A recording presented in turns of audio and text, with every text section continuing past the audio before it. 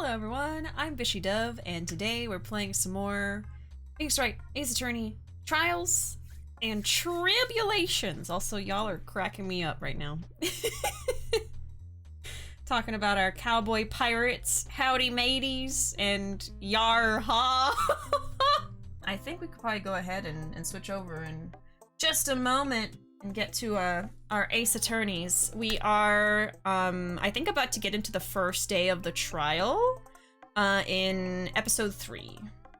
But yeah, let's go ahead and switch over so I can start making some progress today in this here video game. Let me turn the volume down as well, because it's kind of loud. Alright.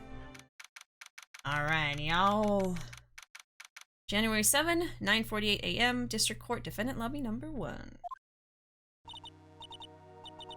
Our color schemes match a little bit. Here is Byrde Girl. We are trying to prove her innocent. Oh, I see. I guess I should have expected this. Nobody saw the other guy, huh? Right. So we have a Phoenix Wright imposter. Let me go over my notes real quick. I pretty much remember what happened last time, but we have an imposter who posed as Phoenix Wright and got Byrde found guilty for murder by poisoning this guy. What we need to figure out is where the winning lotto ticket went, which it probably is with this imposter here.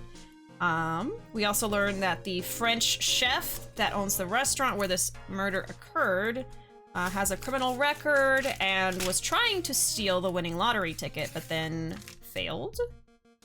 And then just a bunch of other stuff. Armstrong, that's the chef's name, is in debt for $500,000, and that's why he tried to steal the lotto ticket. And the lotto ticket was, I think, worth $500,000, which is why he tried to steal it. But nobody saw this imposter sitting across from him, so it kind of complicates things. I remember Mia in the waitress outfit. I mean, I do too, trust me. I couldn't forget that one. I couldn't forget that one. All right. But he was there when I took the coffee over, sir. Scout's honor. Maggie. Oh. Eck! Detective Gumshoe. It's him.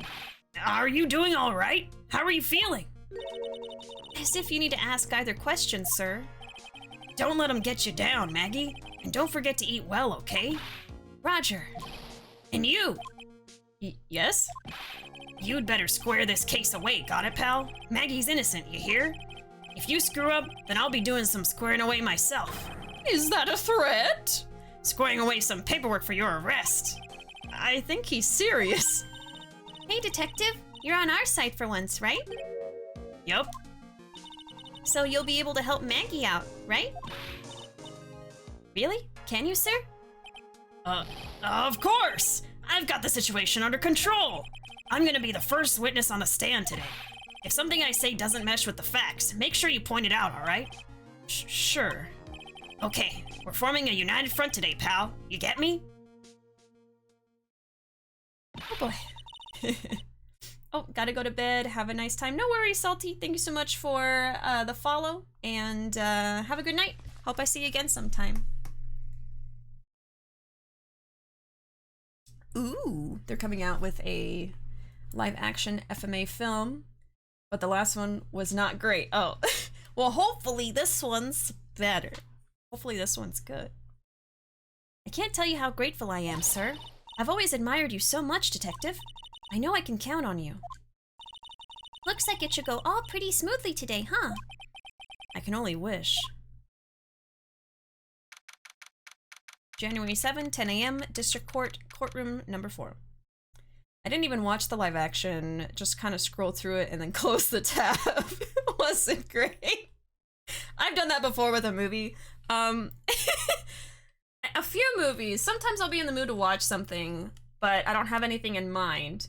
And I'll just go to like recommended movies or, you know, to watch lists, and I'll, you know, the first maybe 10 minutes won't be very great, not very entertaining. I'll be like, and then I'll kind of like scrub through it and see what happens. And I'm like, you know what? I don't think it's gonna be a good one. I'm out of here. And then I thumbs it down. Didn't even give it a chance. I'm just like, this looks boring. They try to cram like 20 episodes into a single movie. Something that I hate, I feel like there has to be a good kind of like middle point. But I really don't like when movies are either one, really, really slow, unless it really pays off. Like you have a really slow first half and then the second half just like goes absolutely bonkers and a ton of stuff happens and it's exciting. But I also don't like when a movie is just like bam, bam, bam, bam. Like every other scene is like something happening, or there's too many cuts and then you're kind of discombobulated by all the movement. I mean, that was something that I think the Catwoman movie suffered from, is that they had so many cuts that like it gives you like a headache. You're never like able to just pause, like just look around in the scene because it's like constantly cutting to something else. But yeah, so I think pacing can really ruin a movie, either being too slow or too fast. For sure. Hey Edna, welcome! Oh, unpopular opinion, I actually didn't think it was horrible. Kind of enjoyed it. I haven't seen it, so I technically don't have an opinion on it. But, you know, I'm glad you liked it. Yeah, I've done that before. Yeah, like sometimes you're just like, I am not vibing with this one. I'm just gonna not try it out. Because, you know, a movie's a commitment. It's like an hour at least, an hour and a half, sometimes 2. And I don't want to sit there for 2 hours and end up not liking what I saw, you know? So sometimes I just skedaddle. Yeah, welcome in, Edna. Glad to see you. Yes, pacing is super important. Oh. Oh. It's him. He's here again, and I forgot to make my camera able to like move to the side. I wonder if I could just do it like right now on stream. What do y'all think? I think I could make another camera real quick. That just like scoots over, so when I'm like up to the mic, I just press a button and I'm like ready. I'm gonna do it right now. We're gonna do it right now together, everybody. Are you ready to see some behind the scenes action for Ace Attorney today? Let's do it. Let's do it, just for fun. So let me figure out how I want to do this. So I've got my little outline. We'll do it live! I think it'd be funny. Alright. So I gotta figure out which camera I'm using right now. Oh yeah, I'm using my small camera. So I am going to make a new folder to put that one in. Let's see. Just gonna narrate the process. We're gonna do it! But Bishi, the mysterious nature of doing the voice will be compromised. I mean, you guys can see me when I do the voice. It's fine. I'm gonna name this Godot Cam. Because I'm only gonna use it when I'm voicing Godot. And I guess I could use it anytime I'm like leaning into the mic and you guys won't see me otherwise, you know? So I can use this past today. It's fine. So let's move you here. There's my Godot camera. And then we've got the actual camera. I'm gonna copy paste into the new folder for Godot. Oh, that's not quite what I meant to do. Oh! Oh, I'm scared. Did y'all see that? It like blacked out the screen. I'm doing jump scares today, folks. I just tried to control Z. Oh, maybe I shouldn't do it live. Oh, I'm scared. Doing all the things. That was scary. I'm sorry. Glad I was looking away. It was just a control Z and then the screen kind of went black. Oh my gosh. Alright, let's see. Bishi going for a horror stream. I'm sorry. Unintentional. Alright. Well, what could I do here? I think the problem is I gotta do... Let's see. I think I have a filter on it and that's how I'm doing it. Yeah, so let me copy the filter. It's a whole thing. And then we go to Godot. And I paste the filter. There we go. Now it should work. In a moment. Okay. So we've got the small camera. Udgy's just like, what is happening? This is taking far too long. I'll be done in just a moment. Is this another cosplay? Technically not. This shirt could be used to cosplay Kiryu from Yakuza 3 though. That's what it's gonna be for at some point, but I just felt like wearing it. But welcome in, Vathamort. Welcome. I'm doing a little bit some live tech stuff, which hopefully pays off. Let's see. I'm just gonna copy you. And I think the same thing's gonna happen, but I'll be ready this time. And it won't do the blinky thing. I'm gonna do that. And then let's go put this in the Godot folder. A folder just for him! Let's make sure that's there. Alright. And then I need to take this and put it over here.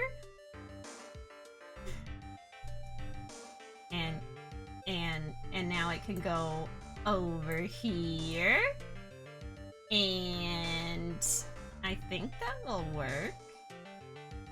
And I just gotta move the other camera. Alright, let's see if I can make this happen. So I turn that off. And there's the little outline there. And then I move myself down over here. And now I'm like that. But now, let's see if I can move it over a little bit. Let's, hold on. Hold on, bear with me, folks. Bear with me, folks. Bear with me, folks. So, I think that's good enough, right?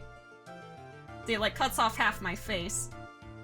But this is what I'll do when I gotta... I'll just turn that off, gets a hiccup. Oh yeah, that's separate. That might be the internet. But the internet's holding up pretty well today. Alright. So I think that's gonna be it. But now, I just put it into my little buttons. And I'll have a button just for that. So I can turn on my Godot camera. Let's see, Godot camera. See, I'll be done in just a second. Godot camera, and then we're gonna choose my Godot cam and the other outline.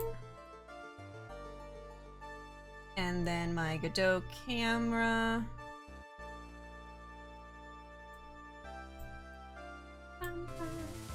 Yeah, we're gonna do the whole folder. And then we're gonna do the new Godot outline. And that should be it. Alright, let's test it out, shall we? So that's Godot camera off and on. And then the other camera back to normal. Godot camera on. That's the other one. There's a little one. There we go. Shablam! Shablam! Shablam! There you go. Alright, all done. I did it live, folks. It's as simple as that. Yes, thank you. Thank you. It didn't take too long. It's like, what, 5 minutes? You might be asking, why didn't I do that before stream if it only took 5 minutes? And my answer is, mind your business. Max. Mind your business. Anyway. Welcome in, Skeleton. Howdy. And welcome in, Zoe. Howdy, howdy. Time to turn the case around. Turn it about. Alright. So this is my Godot cam. So let me go back to my normal camera. No, not that one. That one. My little one! I gotta be little so I don't block any dialogue. Oh gosh. Alright, let's see. Judge will be confused, but ultimately will be okay with it for reasons. Judge never has any thoughts anyway. He'll be alright. Nepotism is great for certain people. I'll just turn that off. Just thought of another name for a cowboy pirate. Willie... Iliad? Liliad? I can't tell if those are I's or L's. Baby cam! Yeah, it's a little baby cam. Little baby. And then this one's the other one. Yeah, there you go. Perfect. Oh yeah, anyway. Alright, let me keep going now. Iliad. Okay, Iliad. Yeah, sorry. Yeah, like the story. Willie Iliad. My name's Willie! Captain Willie. Alright. Court is now in session for the trial of Maggie Byrde. The defense is ready, Your Honor.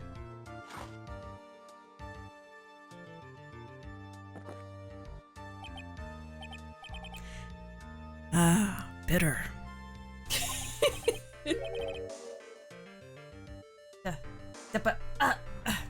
It's gonna take cup one. Yeah, you gotta keep count. You gotta keep count. Mr. Wright. Yes, Your Honor? Ah! What's wrong? Nothing. It's just whenever I addressed you in the previous trial, your response was, "You sir talking to me." It was a little, well, intimidating. No, that wasn't me. That was the phony Phoenix. I see. So our trusty Phoenix Wright is back with us now, is he? Our trusty? So, Mr. Godot, your opening statement, please.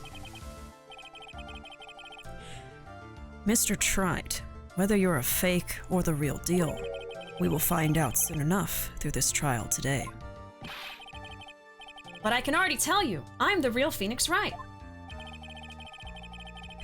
I wasn't questioning whether you are Phoenix Wright or not. I was questioning whether you had studied law or not. That's what I intend to find out. There's no denying it.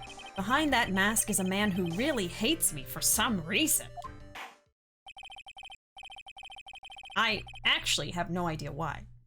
As everyone is aware, the court has already given its verdict on this case once.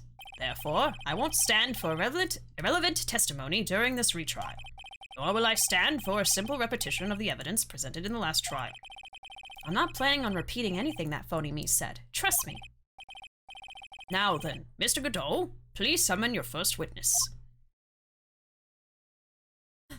Gumshoe! Let's start with the formalities, shall we? Name and occupation.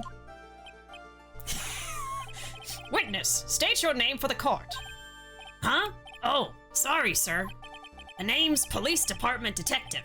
Occupation, Dick Gumshoe. Oh, buddy. Other way around, detective. Huh? Oh, sorry.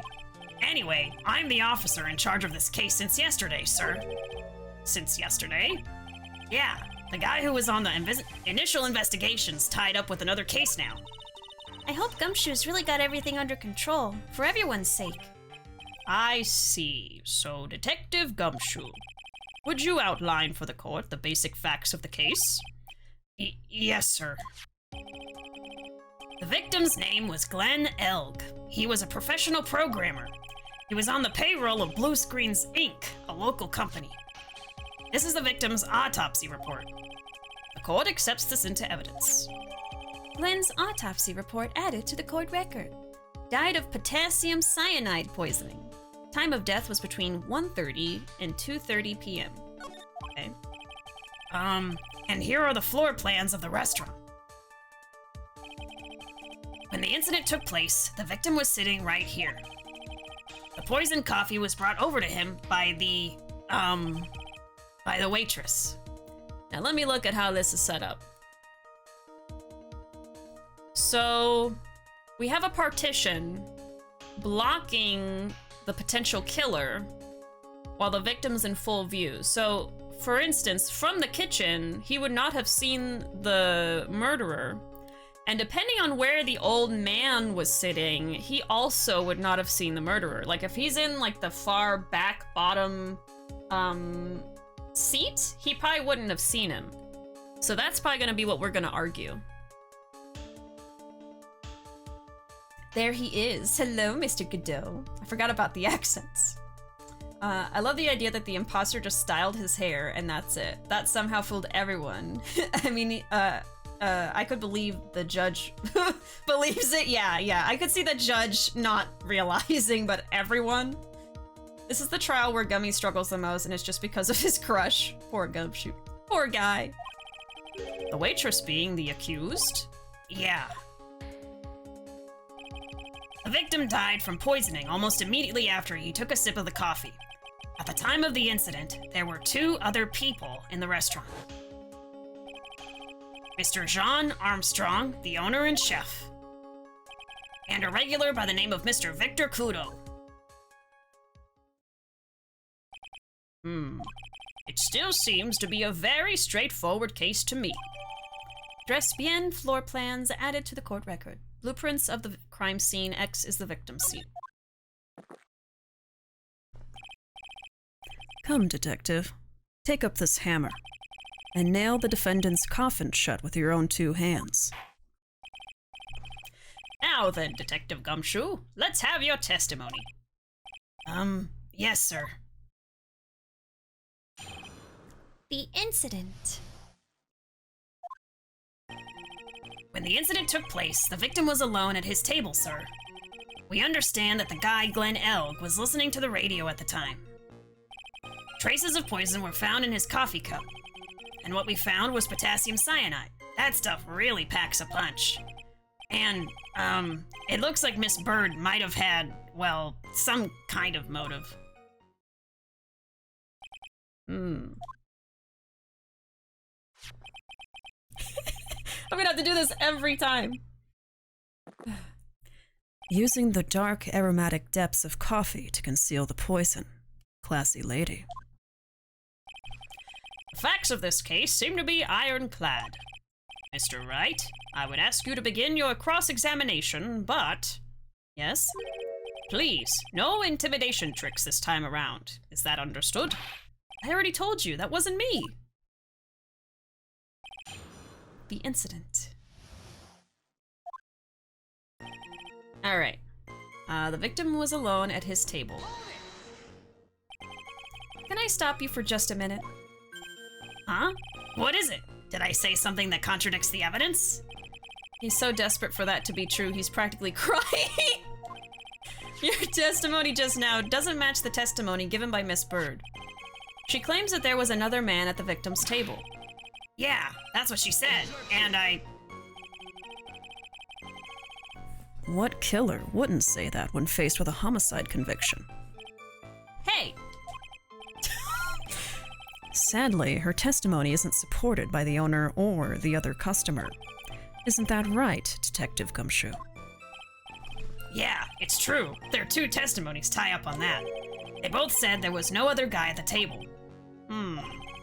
What should I do? Should I press on this point a little harder or not? Let's press after I save the game. So there's no real repercussions for my mistakes. Well, maybe the other witnesses just missed him. Perhaps their view of the victim's table was obscured in some way. I wonder. Huh. That argument is as weak as the coffee at Tres Bien, trite. Oh, God. I have here in my possession a ticket. A ticket? Looks more like a photo to me. Yes, a one-way ticket to Guiltyville.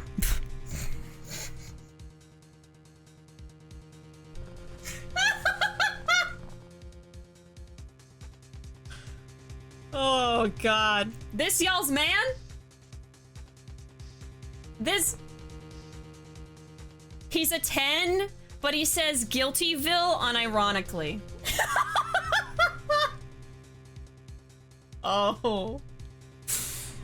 A one-way ticket to Guiltyville. Population, the defendant. Yeah, he thought he ate that one up. He thought he ate that one up. Then he's a 7.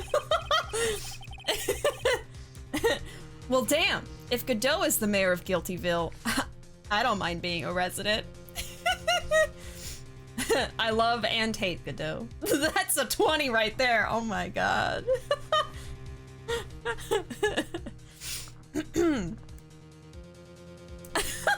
I like my men saying stupid shit. I can respect that. This is a photograph taken from near the entrance to the kitchen. This is the scene as witnessed by the chef, moments after the poisoning took place, correct? I think the court will agree that with such a clear view of the scene of the crime, how, Mr. Trite, could anyone have overlooked a second person at the table?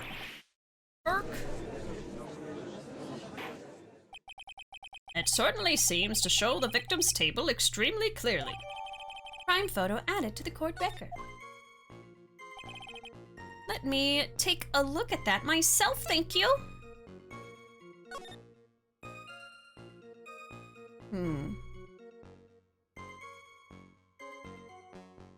So this kind of like negates what I was saying, where, oh, he probably couldn't see him. I might want to run through that dialogue one more time so I can really take it in, because I kept laughing. I wasn't really, like, paying attention to what he was really saying. I'm gonna play through that one more time, but I'm just gonna read it in my head. It makes me sound smarter, also. Who would stay after someone was killed? Yeah, so is that what they were saying? Like, look, we have a photo after the murder took place and no one's there. Like, is that really what they were just saying? That's why I need to listen one more time, because I'm like, they can't have said that. That's ridiculous, right? But hey, it's Ace Attorney. Okay, so let me just listen to that one more time. What were they saying? Okay. I'm going to press... Oh, no, they... Okay, so it's not gonna make me go through the whole thing. Okay, hold on. There was another man at the victim's table. Who wouldn't say that? It's not supported by the owner or the customer. Uh-huh. Oh, so they're just not gonna go over it again. Okay. Now, why would they go and do that? Now I don't really know what they said because I was laughing too much at Godot's stupid comment. Oh my god. Hey friend, welcome. How you doing, friend? Ooh to you, woo. I hope you're doing good.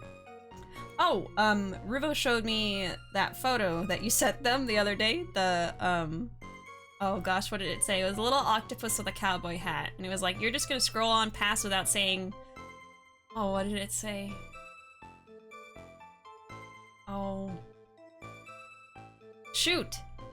It said, see howdy, or...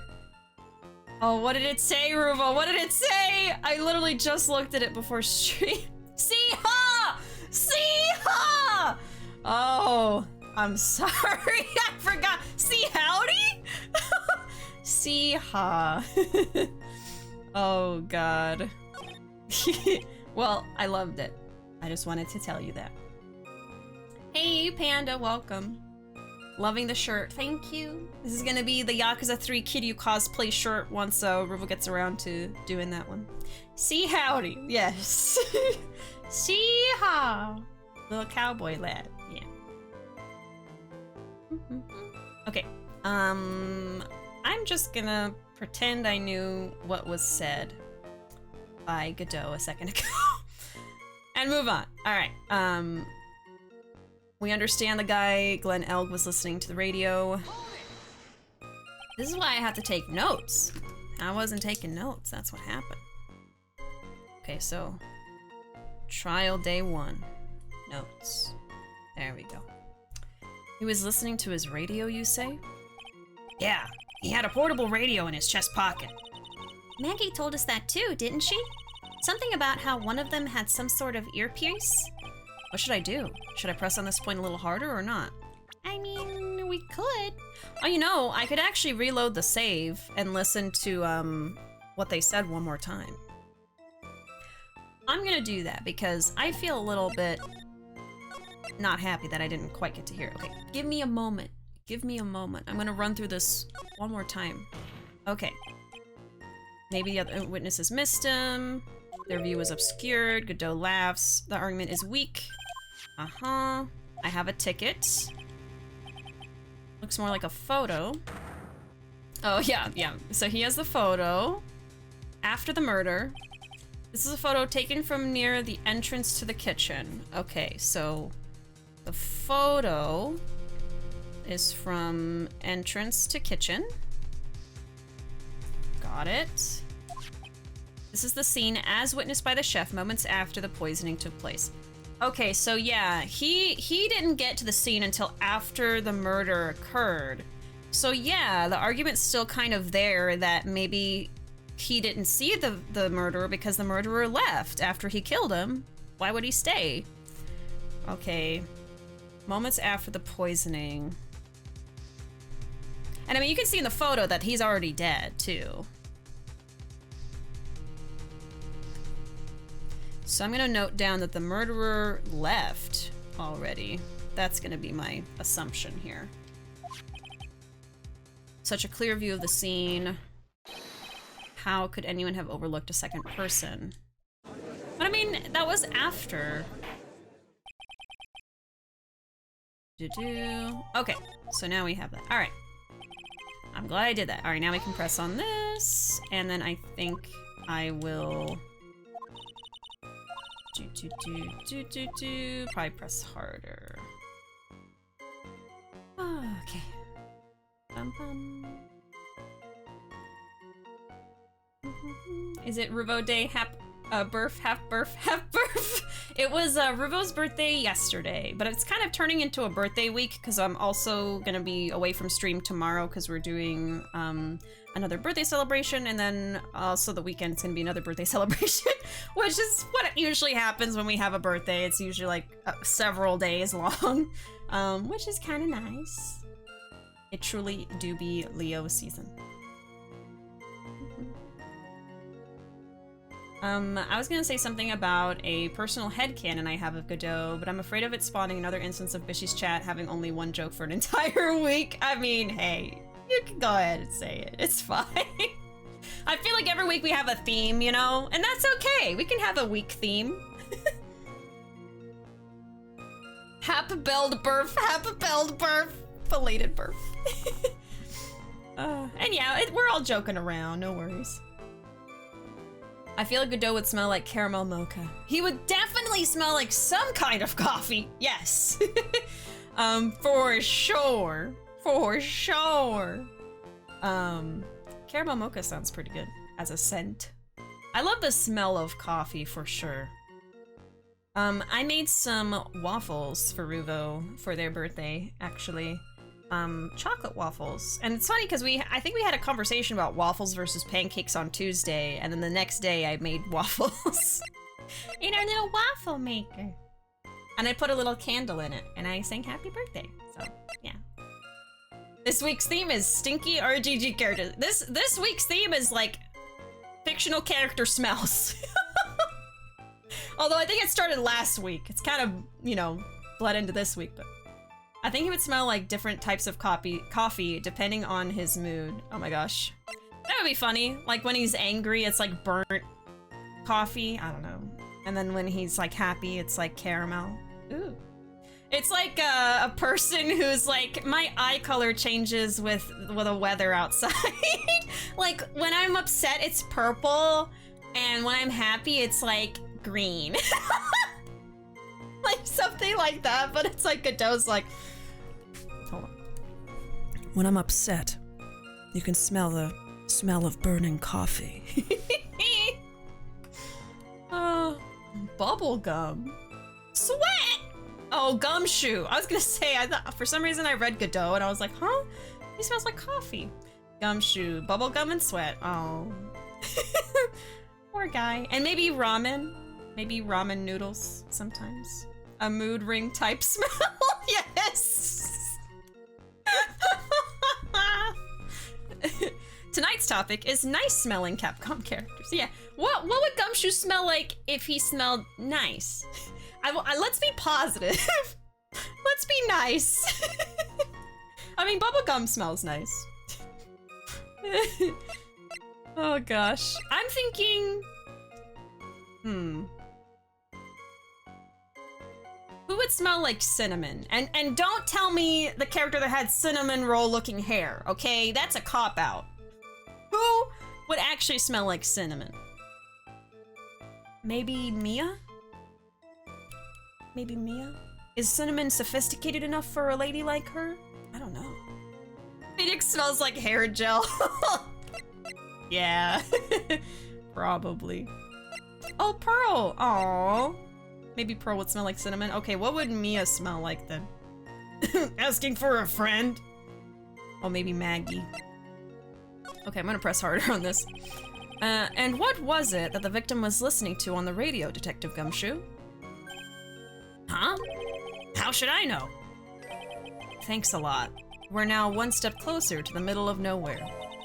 This isn't going very well, is it? Detective, could you perhaps tell us about the poison and how it was used?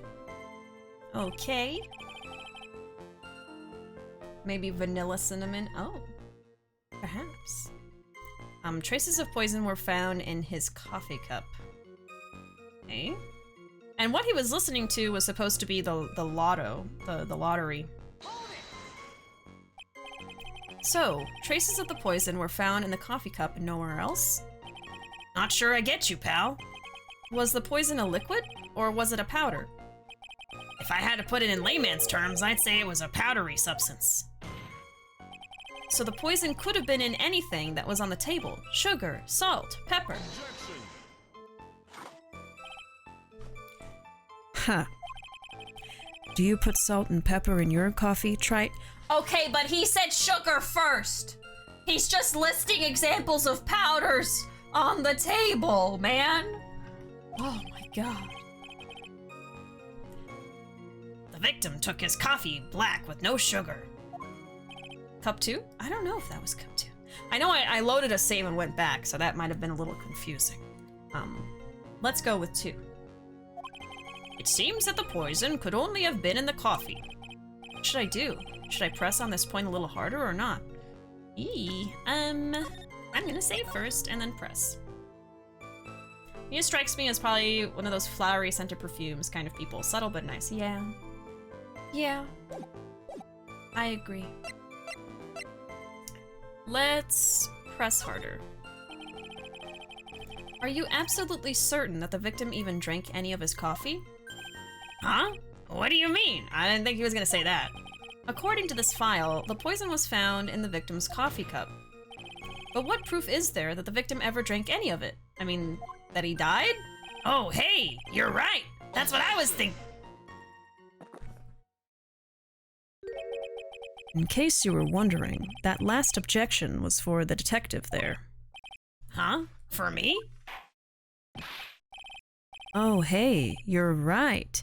You may be fooling the court, but I'm not falling for it. If you have the time to waste, you have the time to present that piece of evidence.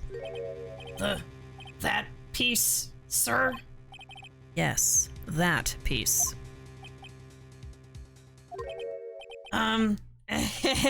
What piece was it again?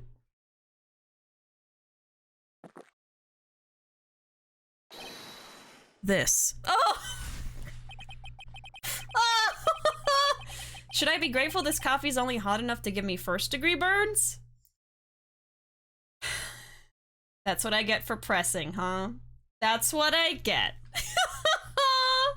Not it again! Oh, now I remember. This is the, victim's coffee cup. Yes, the victim's cup. Take a good look at the rim. Oh yes, it's unmistakable. There is clearly a coffee stain on it. Conclusive proof that the victim did drink the poisoned coffee that was in this cup. The victim gulped down the bitter death that the waitress brought to him, like this. Oh my god. For the record, the only prints on the cup were the victims and the defendants. Coffee cup added to the court record. Back over here. The coffee contained potassium cyanide covered in the victim and Maggie's fingerprints.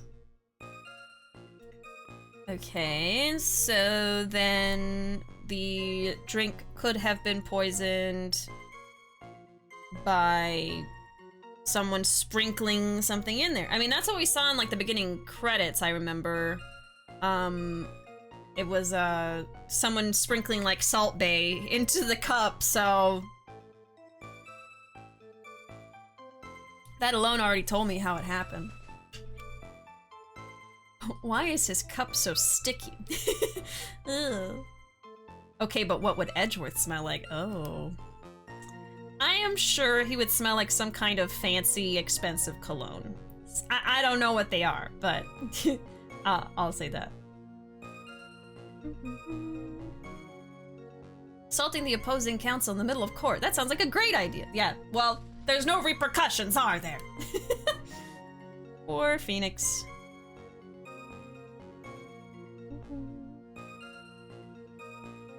Wick powder and tea.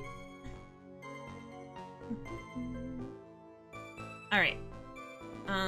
Let's see. Oh, Edgeworth would smell like wig powder and tea. Why wig powder? Why? Okay. Upon further investigation of this cup, we found a certain chemical substance. And what we found was the potassium cyanide. Okay. Potassium cyanide? I've heard of that chemical before. Exactly how strong is this poison, Detective Gumshoe? Well, that stuff's lethal. Eat too much in your history. How much is too much? A lethal dose is 0.2 grams. That's about enough to finish anyone off. 0.2 grams? How much is that?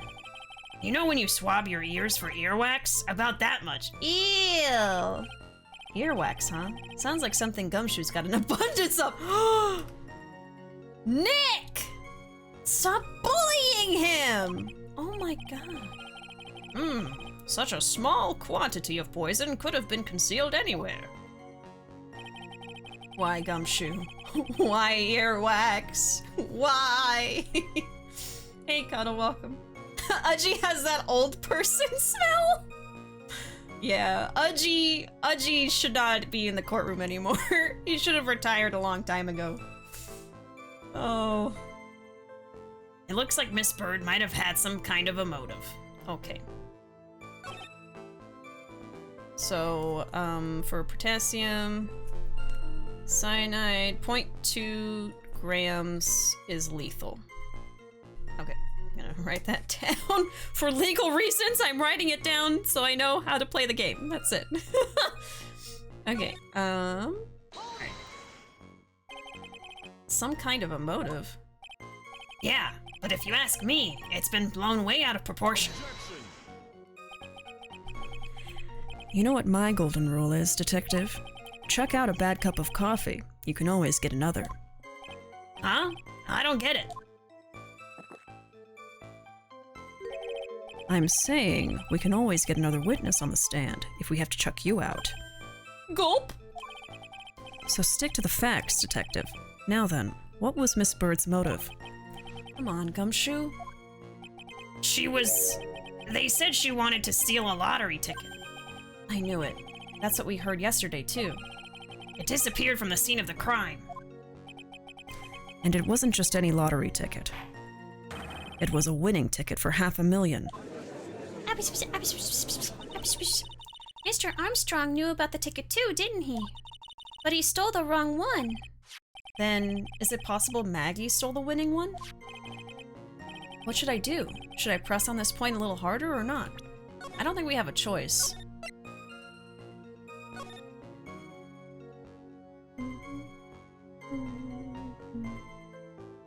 Godot, we get it. You love coffee.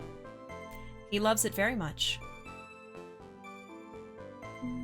Oh, yesterday I felt awful, had an absolutely nightmarish fever, and wasn't feeling well. Feeling better today, but in any case, I will try and get it tested for the vid, just to make sure.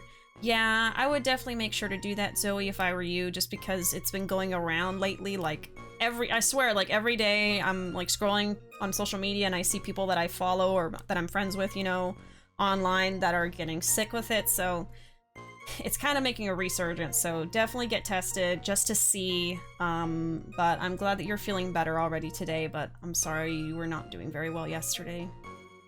Probably a good idea. Yeah, I think it's a good idea, but I really hope that you're over the worst of it now and it'll just be, what's the word? Up and up from here on out, you know, getting better from here on out. Socially distanced hug.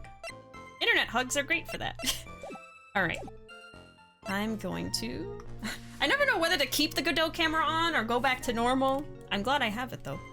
Let's press harder. Wait a minute.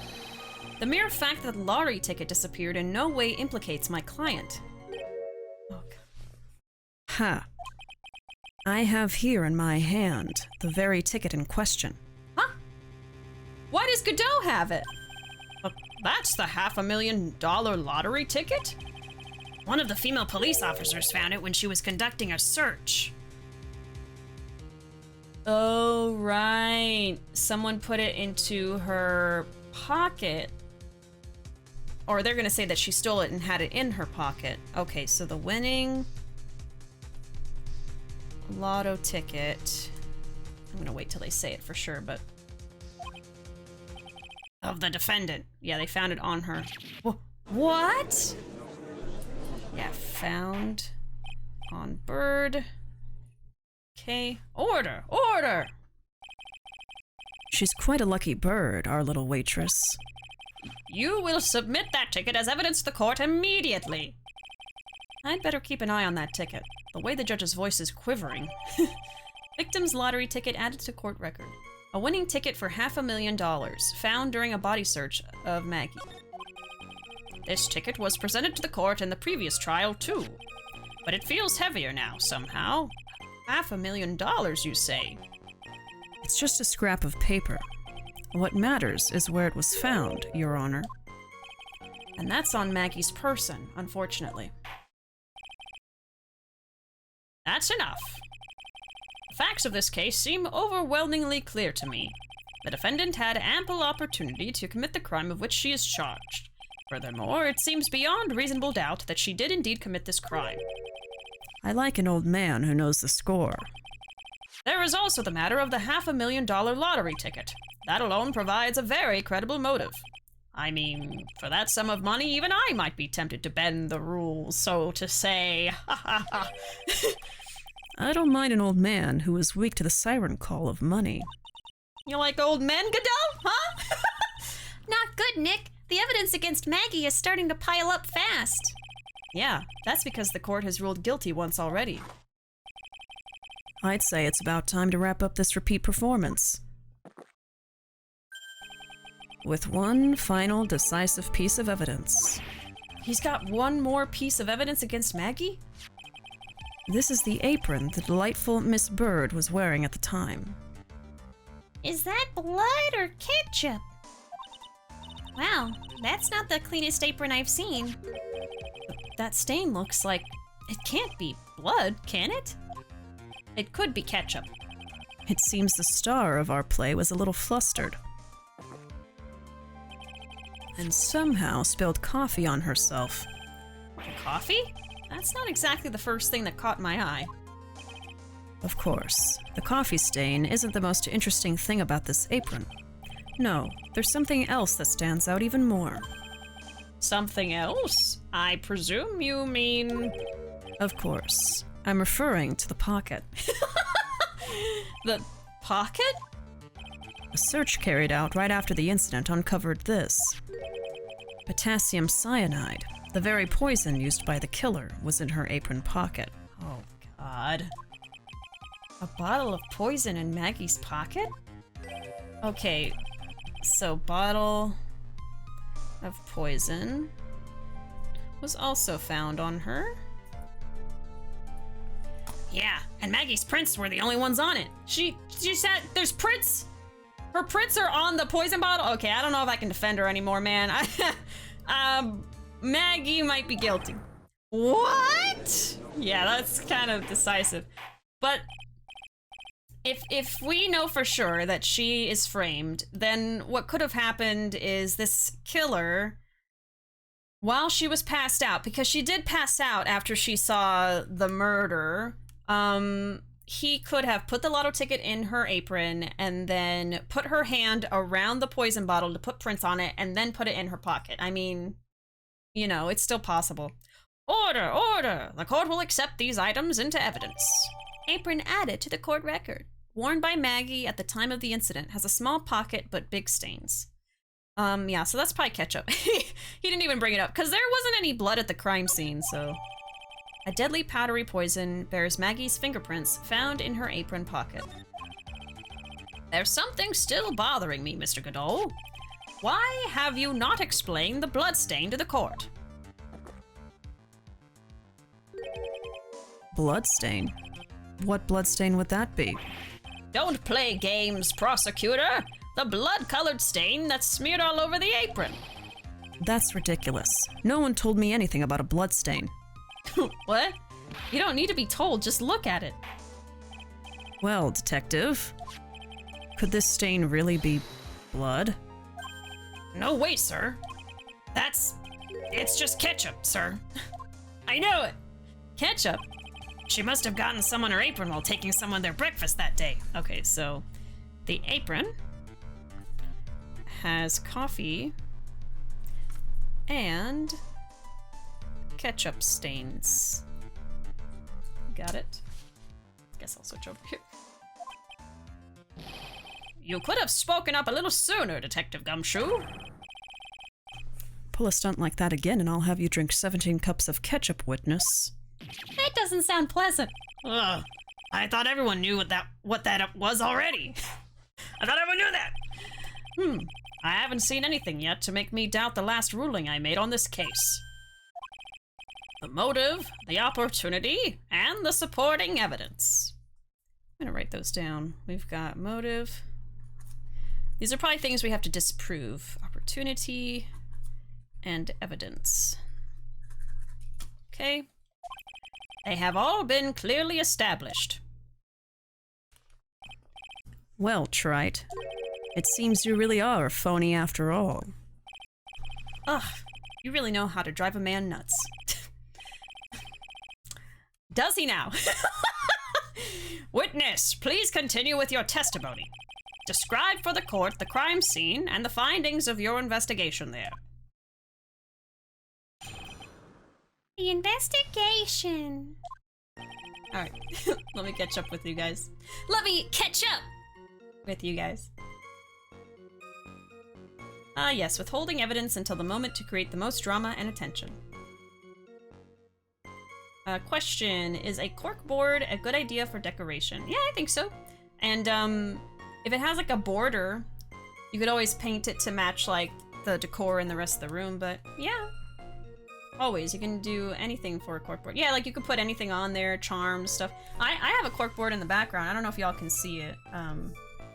Let's switch over for a second. Can you guys see it? Yeah.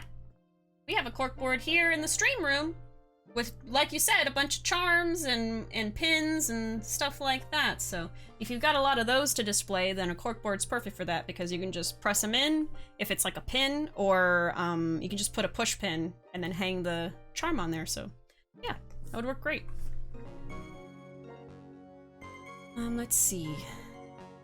The judge grabs the ticket and runs off. Yeah. This will be my retirement money!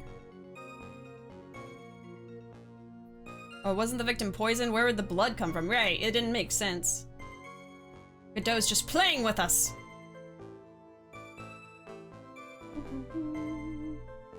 The acidity of that much is just ew, yeah. Like, I like ketchup, but I would not want to eat it without anything else.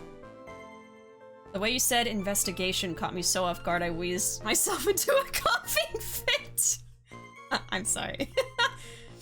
Alright, The crime was reported at 2:25 p.m. by a kind of scary old man, sir.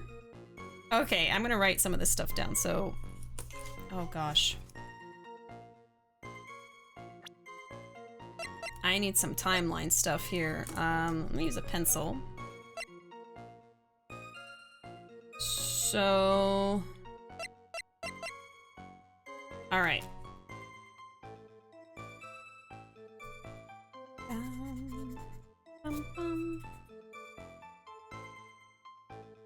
So,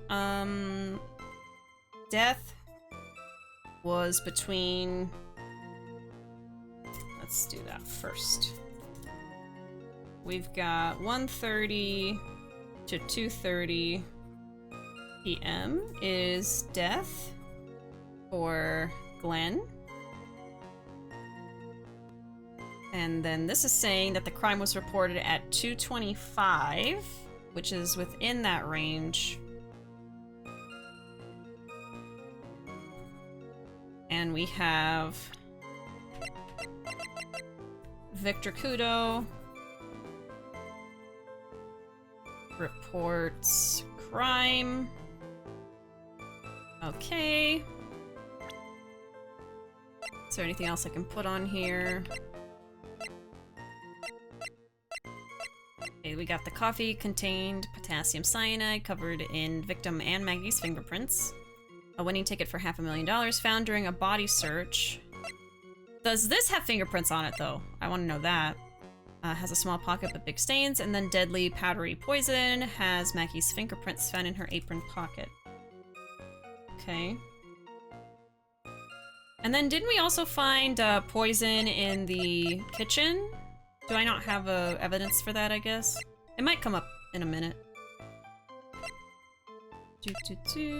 We have the debt. Okay, I think that we're good now. Just wanted to update my timeline. Okay. Poor Maggie had passed out from the shock. It must have been real tough for her. The victim didn't have any identification on him, but we figured out who he was pretty quick, and then the investigation went smooth. When Maggie was searched, we found the lottery ticket and the bottle of poison. And that was it. There was nothing else missing from the crime scene. You identified the victim and secured your prime suspect. Very good. Last chance to convince the court you're a real lawyer, Trite. Don't count on any more cross-examinations after this one. So, let the fun begin. Oh boy. Oh boy. The investigation. That emote. Oh no, the pig. I've been meaning to get a cork board because I want keychains, but don't want to put them on my keys because too much color. Yeah, for sure. Did y'all hear recently that the Nintendo 3DS eShop doesn't accept cards anymore? So the 3DS store is dead unless you already had points. Yes, I heard about that, I want to say like a month or two ago. A lot of people were talking about it. So yeah, you can't buy stuff on the 3DS anymore, basically.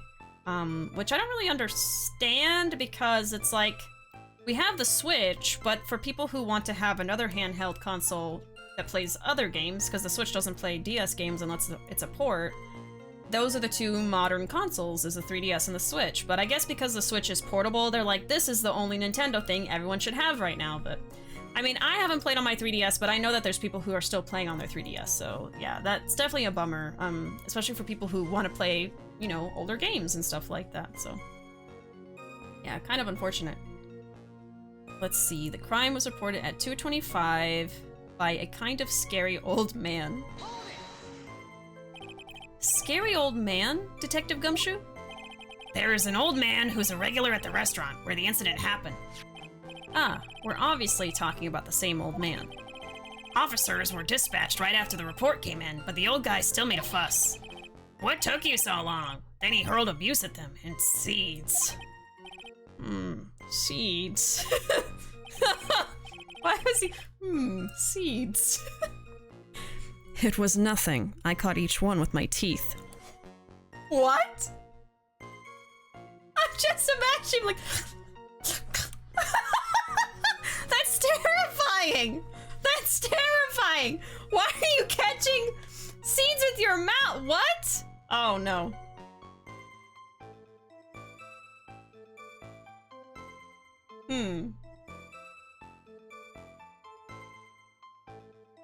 I see why they use the word teeth instead of mouth. I guess not even the mighty Godot can avoid being attacked by that guy. The old man was the only other customer in the place at the time. He took his time finding a payphone apparently, so he was late reporting the crime. That's not good.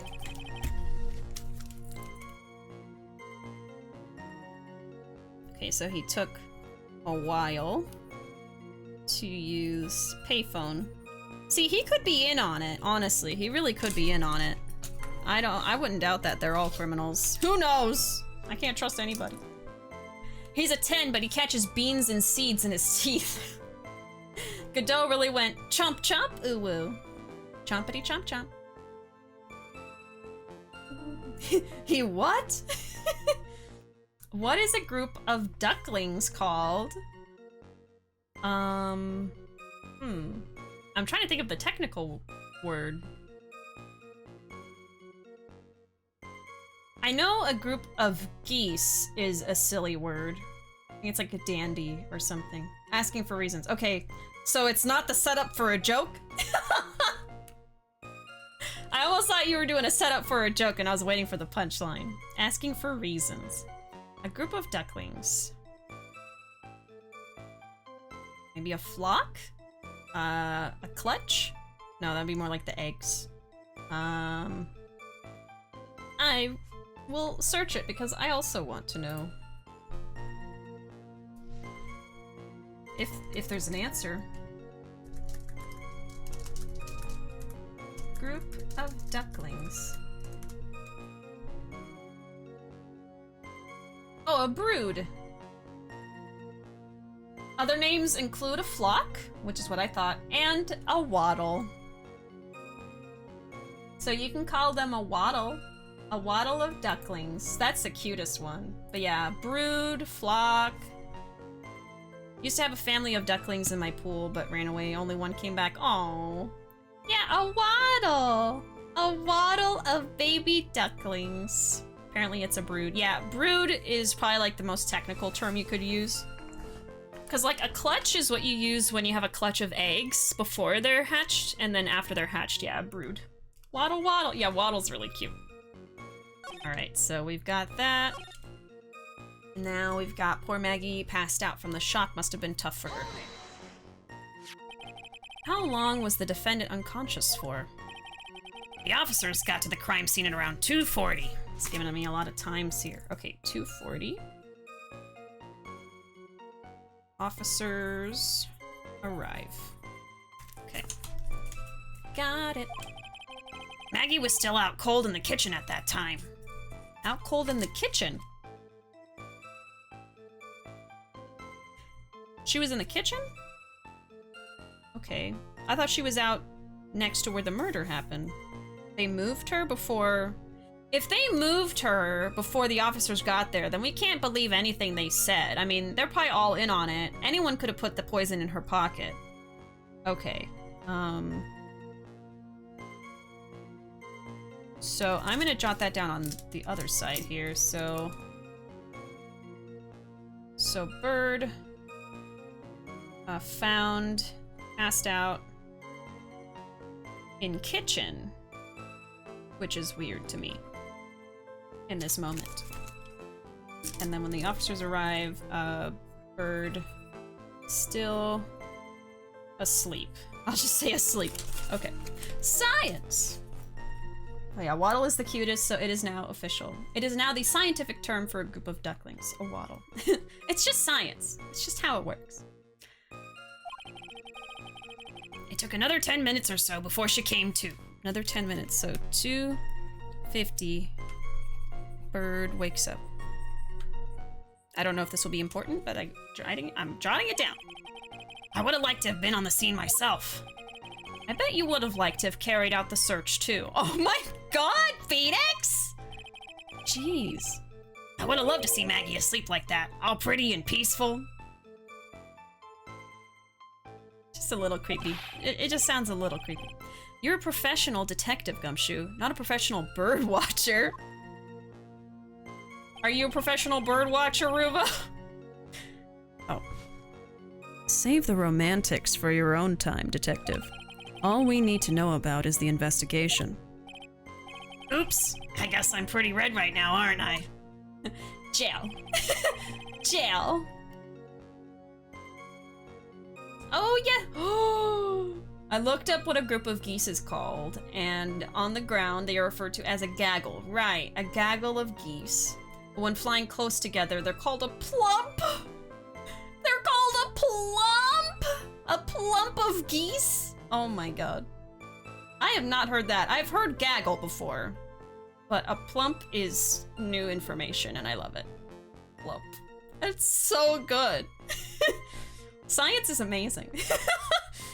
Okay, the victim didn't have any ID on him. He didn't have any? Are you saying that it was stolen then? No, I don't think so. The victim didn't have a driver's license or even a credit card on him, pal. All he had was 58 cents in his wallet. Damn. Poor guy. Literally poor. Literally poor! Oh no! Okay, let's see. Glenn. No ID. No cards. Only 58 cents. That's sad. 58 cents? Yeah, I can't believe I found someone with less in their wallet than me, pal. Oh. The victim sounds like he was a thoroughly miserable young man. Or some kind of outlaw. Why not give him a bit of an edge? Yeah, you'd like that, wouldn't you, Godot? I think I'm onto something here. We figured out who he was pretty quick, and then the investigation went smoothly. I'll press on that in a moment. Let's see. Just because. How about a mix of geese and ducks? A plump waddle. Oh! Oh! Let me ruin it by sharing my favorite name for a group of crows. Oh, yeah, a murder. I knew that one. That's my favorite. Crows like Moida. I actually love crows. I love crows and ravens. I think they get a bad reputation, but they are amazing birds. Very smart. I once saw a murder at the park. Uh-oh. I see a murder all the time. Oh, God. For legal reasons, that was a joke. We figured out who he was, and then the investigation went smooth. Wait a sec. Huh? Did I say something dumb again? Everything you say is like that, Gumshoe. Let me paraphrase what you just testified to the court. The victim didn't have any form of ID on him. That's what you said, yes? Yeah, basically. In that case, how were you able to identify the victim so quickly? Oh, that. He's so let down. He's got the whole sagging shoulders and puppy eyes thing going. There was a prescription bag on the victim's table along with the lottery ticket. A prescription bag? ID'd by prescription bag? Okay. Huh. It seems Mr. Glenn Elg visited his doctor before he went to Trespien. We got the victim's name from the medical records of the doc who prescribed the meds. Ooh. Okay. That's a reliable enough source for the court. What should I do? Should I leave this alone or ask to hear more? Ask about his health insurance? Ask about the prescription bag. Yeah, let's ask about the bag. What's in the bag? How come they haven't used that as a plot point in the games? Oh, a murder of crows. I just learned, apparently they can mimic human speech better than parrots, even like in canny. It's canny how close it is to a human voice. Oh, uncanny, yeah. Parrots, ravens, I think crows? It might mostly just be ravens though, can mimic human speech. And yeah, I've seen a lot of videos of like pet crows or even like, I should say pet ravens as well. Or even like wild birds, but they're like around people a lot, so they kind of pick up on different phrases and stuff, but yeah. I mean, that is how we got that whole poem, right? About the raven. A group of vultures is a kettle. A kettle. You know, I've never really had an affinity for vultures specifically. I love all birds, but like, I'm not, you know, wild about all birds necessarily. But recently I have been liking vultures more because I've been seeing a few videos of them up close and their faces are actually really cute. Like there's a black-headed vulture specifically that's super, super cute. They just look like a little stuffed animal, like with their little eyes and stuff. You should look up that vulture. To me, it looks really cute. Because you always think of a vulture as like something that's kind of creepy looking, but they have a really cute face. They're just bald so that they can eat their food. Plushy vulture. Oh yeah, the myna bird. Yep, nevermore. Nevermore. Yeah, my name is Nugget. I'm a big fat chicken. Yeah, I know that bird exactly what you're talking about. I want a pet vulture, but my dad said no. I mean, they're a lot of work. I see videos from people who are like work with rescues and stuff, and so they have them at not rescues, but what am I trying to think of? You know, like animal rescues, you know, that rehabilitation center for birds. And they'll have like owls and hawks and vultures, and I see videos from this one specific person, I forget their name, but they have a black-headed vulture and it like preens them and stuff. It's very cute. And like vultures don't attack living creatures anyway, they just clean up the world, so I think they have a good job, they do a good job, and they're cute. I'll just take it on a car ride. Oh no. They clean up. They're the cleanup crew of the ecosystem. Alright, prescription bag.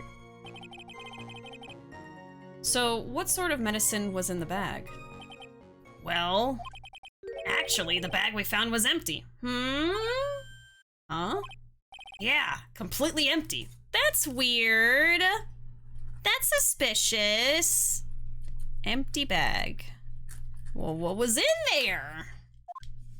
What was the prescription for? It was completely empty? Victim's prescription bag added to the court record. The victim got this from the doctor before going to Tribulations. The bag is empty. Wouldn't the bag say what was in it?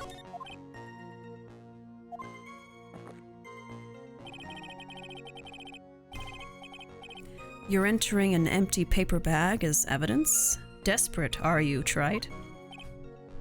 Oh. Now, what happened with the investigation after that, Detective? When Maggie was searched, we found the lottery ticket and the bottle of poison. So I can also press on his health insurance for this one. But I don't think I need to. We'll see. Then there's the emu. I feel like I've been seeing videos of a specific emu. But I'm seeing a lot of videos of this one emu. I think its name might be Karen. And it always tries to attack her owner. And she is so aggressive. And the owner has to like put her hand up and like block the bird from like pecking her face. And it's terrible. But then the male emus are really nice. And so like the female emu's like, you know, being, I guess, territorial.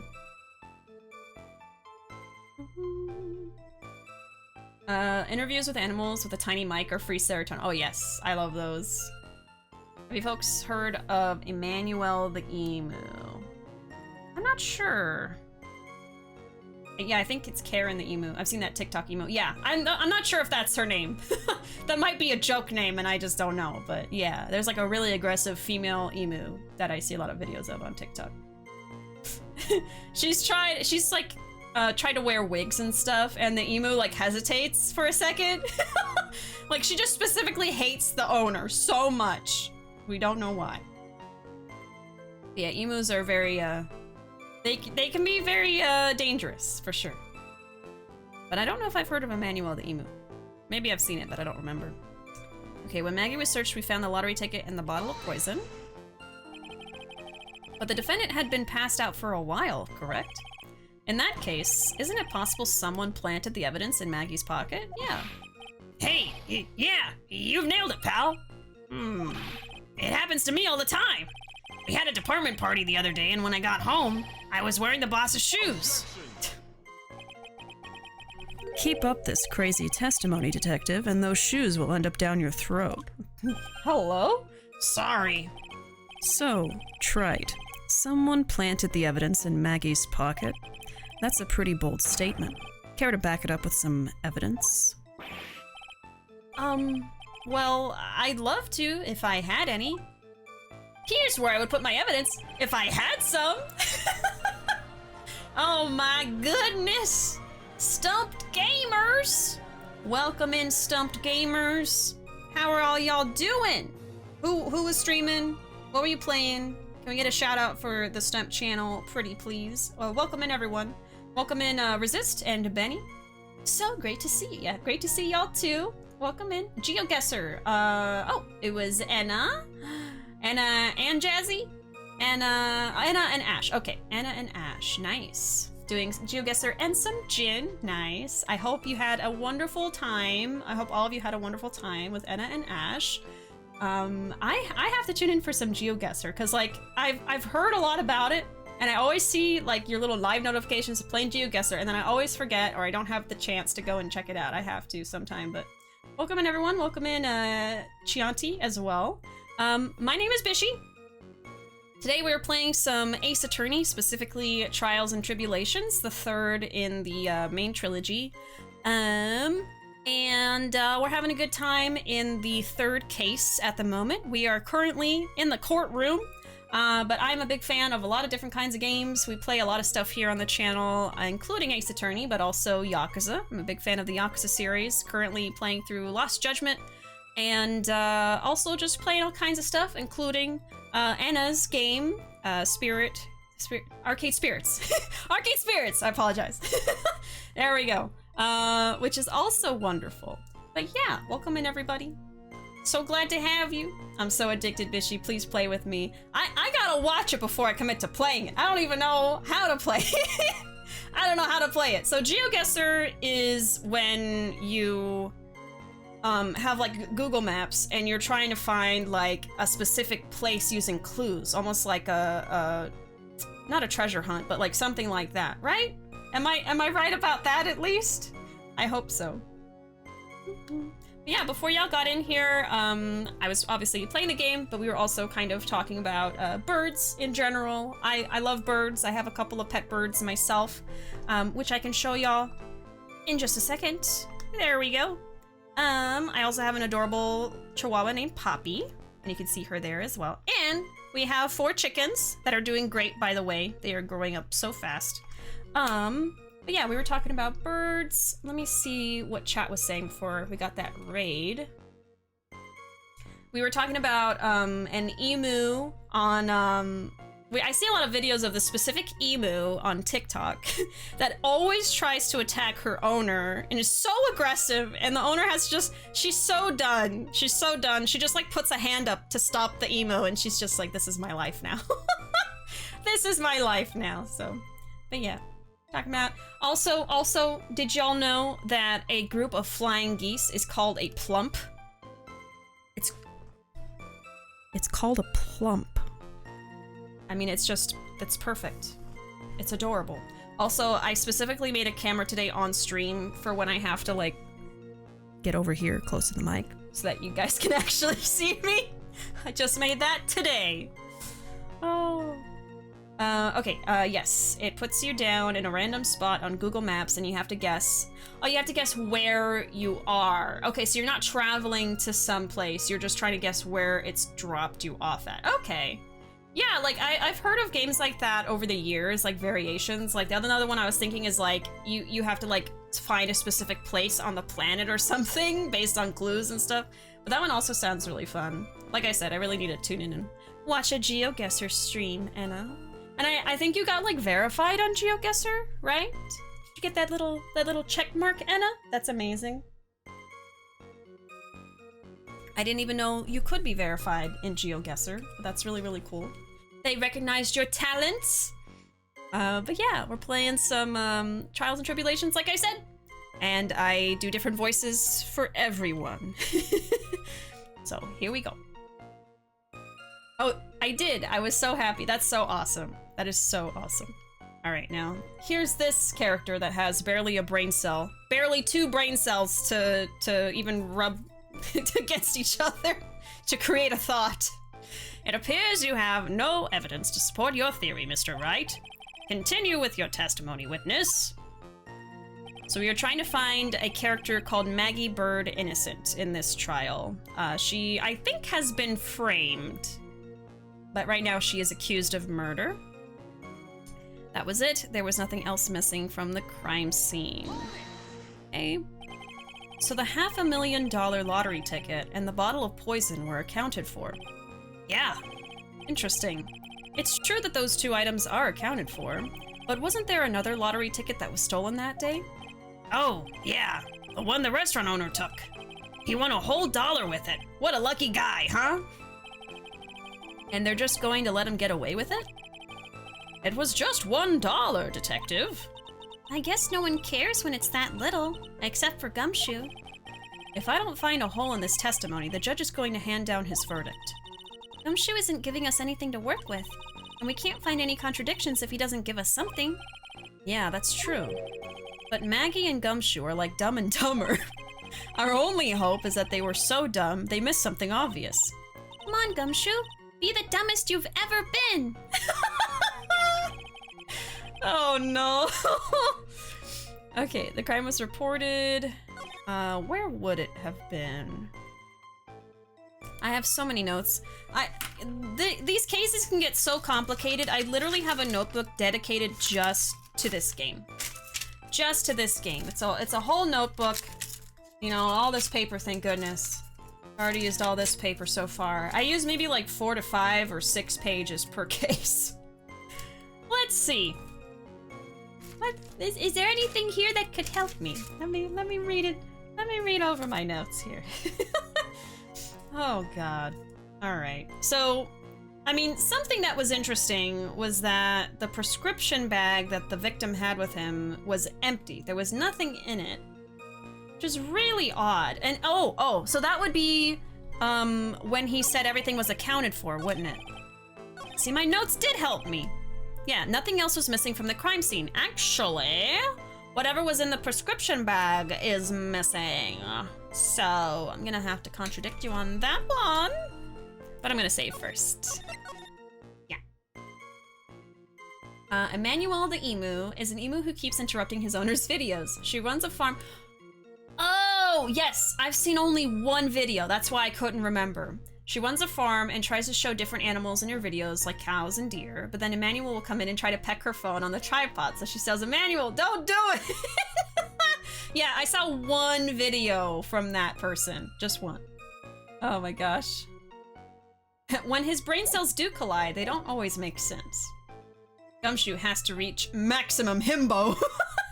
100% himbo power. Be the dumbest you've ever been. Thank you for giving me permission, video game character.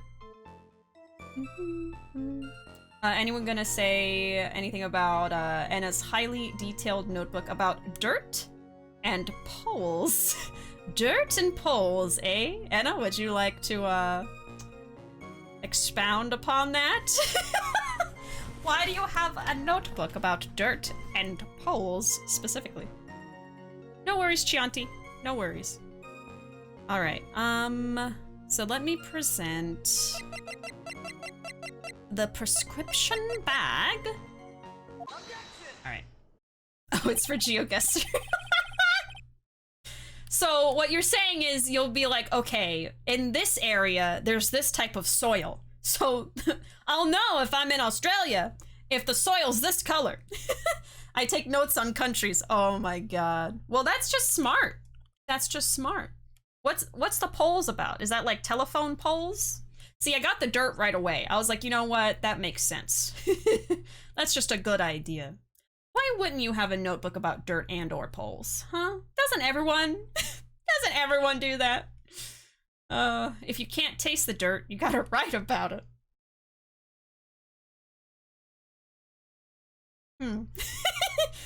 Electrical poles and telephone poles. Yeah, see, that also makes sense. I feel like those are always different in different locales. So once again, that's just smart. That's just smart gaming. Detective Gumshoe, I think I should point out something to you. There is just one small contradiction in your testimony. Oh, finally. I'm getting all anxious just waiting, so hurry up, will you? You testified that nothing else was missing from the crime scene. However, the prescription bag you mentioned was empty. Did the officers recover the medicine from the scene of the crime later? No, they didn't. The victim was given a prescription right before going to Trespienne. Where, then, did the medicine disappear to? You are too cool, pal! It's so funny, like, contradicting him, he's actually happy. He doesn't want Maggie to be found guilty because he has a crush on her, so he's actually, like, encouraging Phoenix to be like, please, find something to prove her innocent. So he's happy with this. Silly Gumshoe. Indeed. Due consideration wasn't given to the victim's prescription in the previous trial. Witness, why do you always overlook such vital pieces of evidence? I guess that's the most careless thing I've done so far, huh? The victim was killed by poison, and the victim's medicine mysteriously disappeared. The victim's own prescription could have been the lethal poison itself. Oh, order! Order! Well, Mr. Godot, what do you have to say to that? Huh. That's all. He just he specifically was like, ha ha ha. That is all. Why is he like this? Why is he like this? He knows he messed up. He just doesn't know how. He just needs a little push forward to do the wrong thing. Hello, Godot. Yes, Godot is here. Godot is here. I like to think he said it like that. Oh my god. But yeah, so when I voice Godot, every single time he says something, I lean in close to the mic And do a little ASMR. for Godot specifically. You know, because he's like kind of, you know, he's like this hot guy and he's like, hello there, you know, so I decided to just lean in really close to the mic and try to do a sultry voice, so that's what I do for Godot. But then that means I have to switch over to this camera every single time he speaks because otherwise you can't see me, so I have to do that. Before I knew, I called him Godot. I think I called him Godot the first time too, until someone corrected me, so we are one and the same, so don't worry about it. I had to be corrected. I always pronounce things wrong the first try. I don't know why specifically, but it's like a known thing that I do. I will mispronounce everything. What? Oh god. Read for the court the name of the clinic on the prescription bag, if you will. What's the clinic's name got to do with anything? New Ear Otolaryngological Clinic. Otolaryngological? Speaking of mispronouncing things, great, thank you. Thank you for that. Great example. So it's like eardrops, so he probably wouldn't have died from that one. Okay. But like, why is it missing though? Why is it missing? Was it single use or not? I mean, it's still suspicious. Okay, anyway, so the prescription, I'm taking notes. The prescription was from New Ear Clinic. Okay. Just what kind of illness was the victim suffering from, Mr. Godot? Hardly an illness, Your Honor. Hardly. More like a bitter war wound, you could say. A war wound? The day before the incident, Mr. Elg found himself in a fight. Oh, really? Oh, really? I gotta write that one down. Okay, so... So day before, Glenn was in a fight. Jotting that down. He ruptured his eardrum. Okay. Ruptured eardrum. I wonder what the fight was about. He took a blow to the side of the head and ruptured his eardrum. He ruptured his eardrum? Then what on earth was the prescription he was given? It was a cream that was to be applied topically inside his ear canal, not to be ingested. That's what I thought. Okay, not drops, but... Okay, great. Now we know this man had ear cream. That's so important for us to know. Ear cream. Okay, great.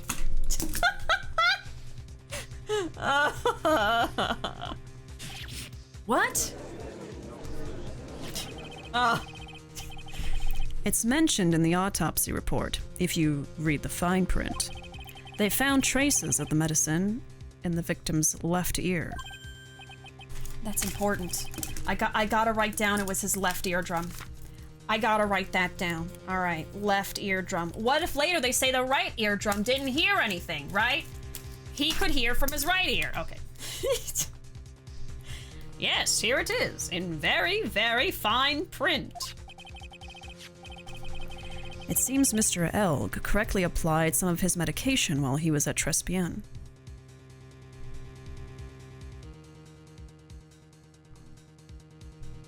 Who's putting ear cream in their ears at a cafe?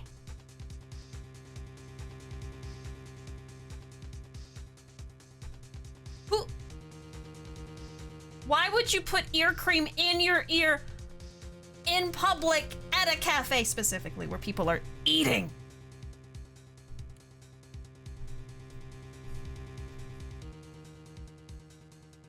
That's just gross, okay? That's just gross. At least go to the bathroom. Maybe he went to the bathroom. Let's hope he went to the bathroom, right?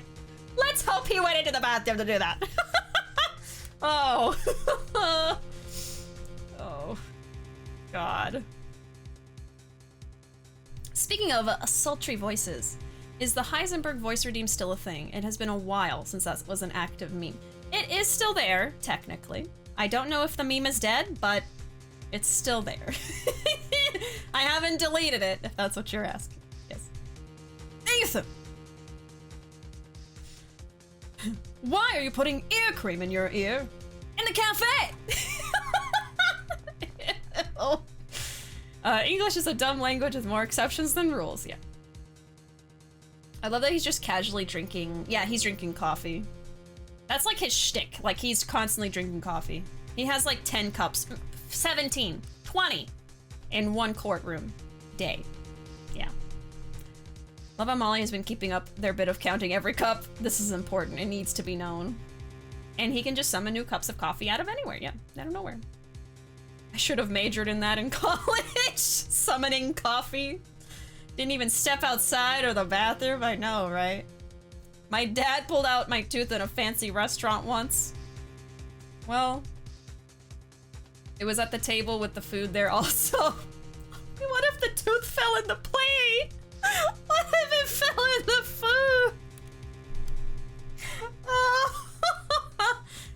Honestly though, like, I feel like people who have kids will do stuff like that. Like, when you have children, you just kind of like, you think differently. Like, stuff that's usually considered gross, you just don't flinch at it. So, you know, this is different. This is like just a single dude with ear cream putting it on at a restaurant. So I feel like it is different, but oh God. I feel like Godot's blood is just caffeine. Yeah, I think so. He's just running on pure caffeine in his veins. All right. Therefore, it would be absurd to believe that he would have eaten his medication. Ugh. Gross. It seems that this medication is irrelevant to the case after all. No. Nick, if you don't think of something quick, it'll all be over. She's right. But I can't get away with any old weak objection. What should I do?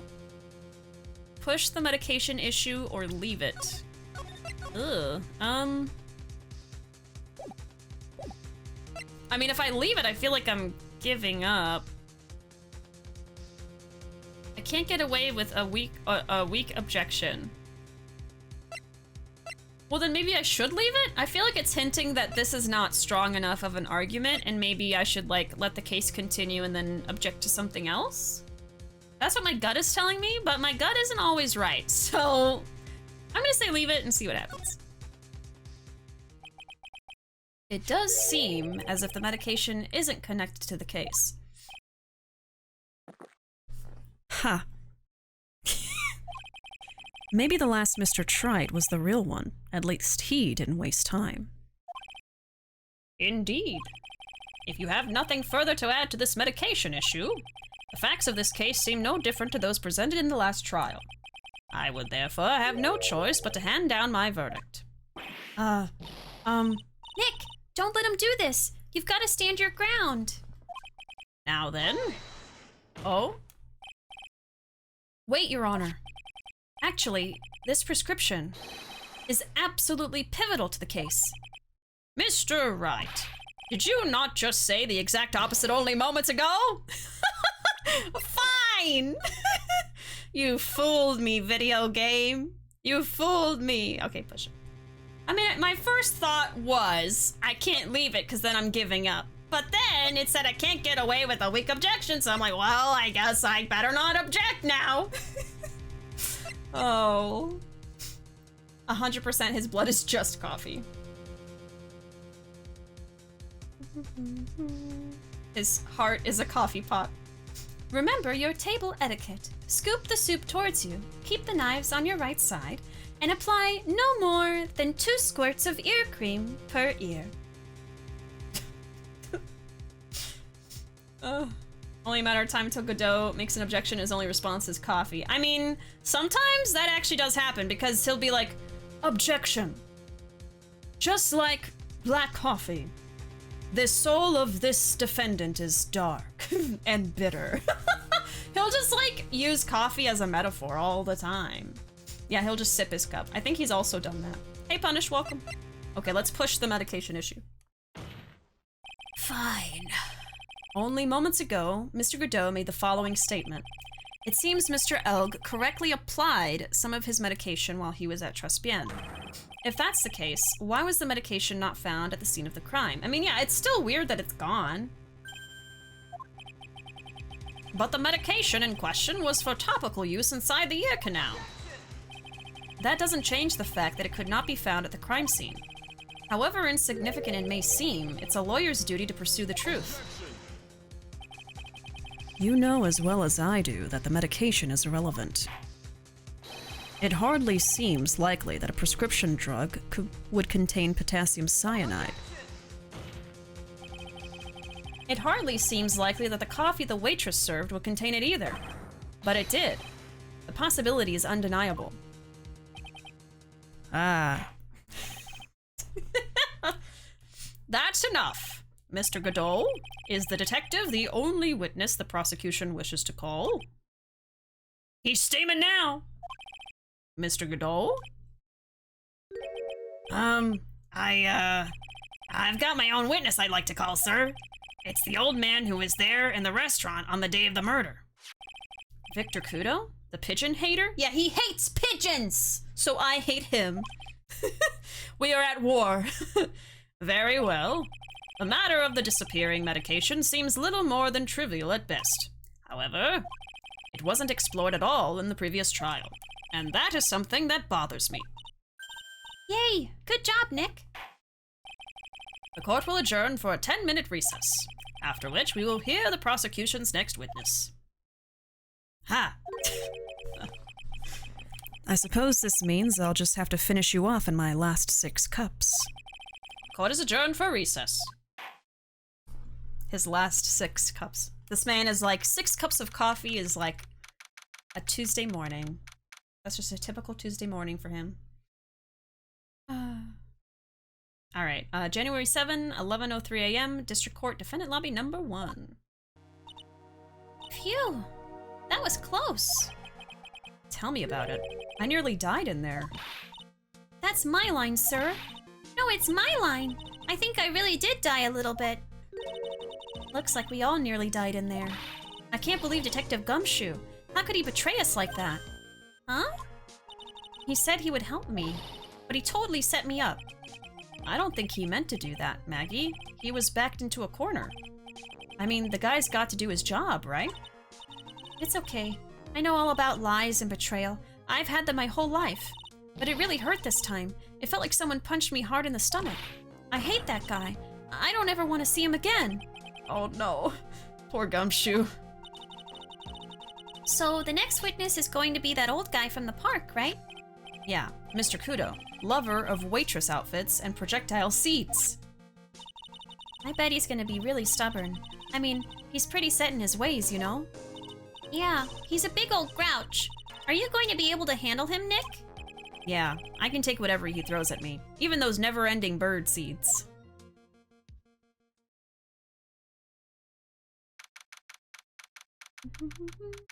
January 7, 11:15 a.m. District Court, Courtroom number 4.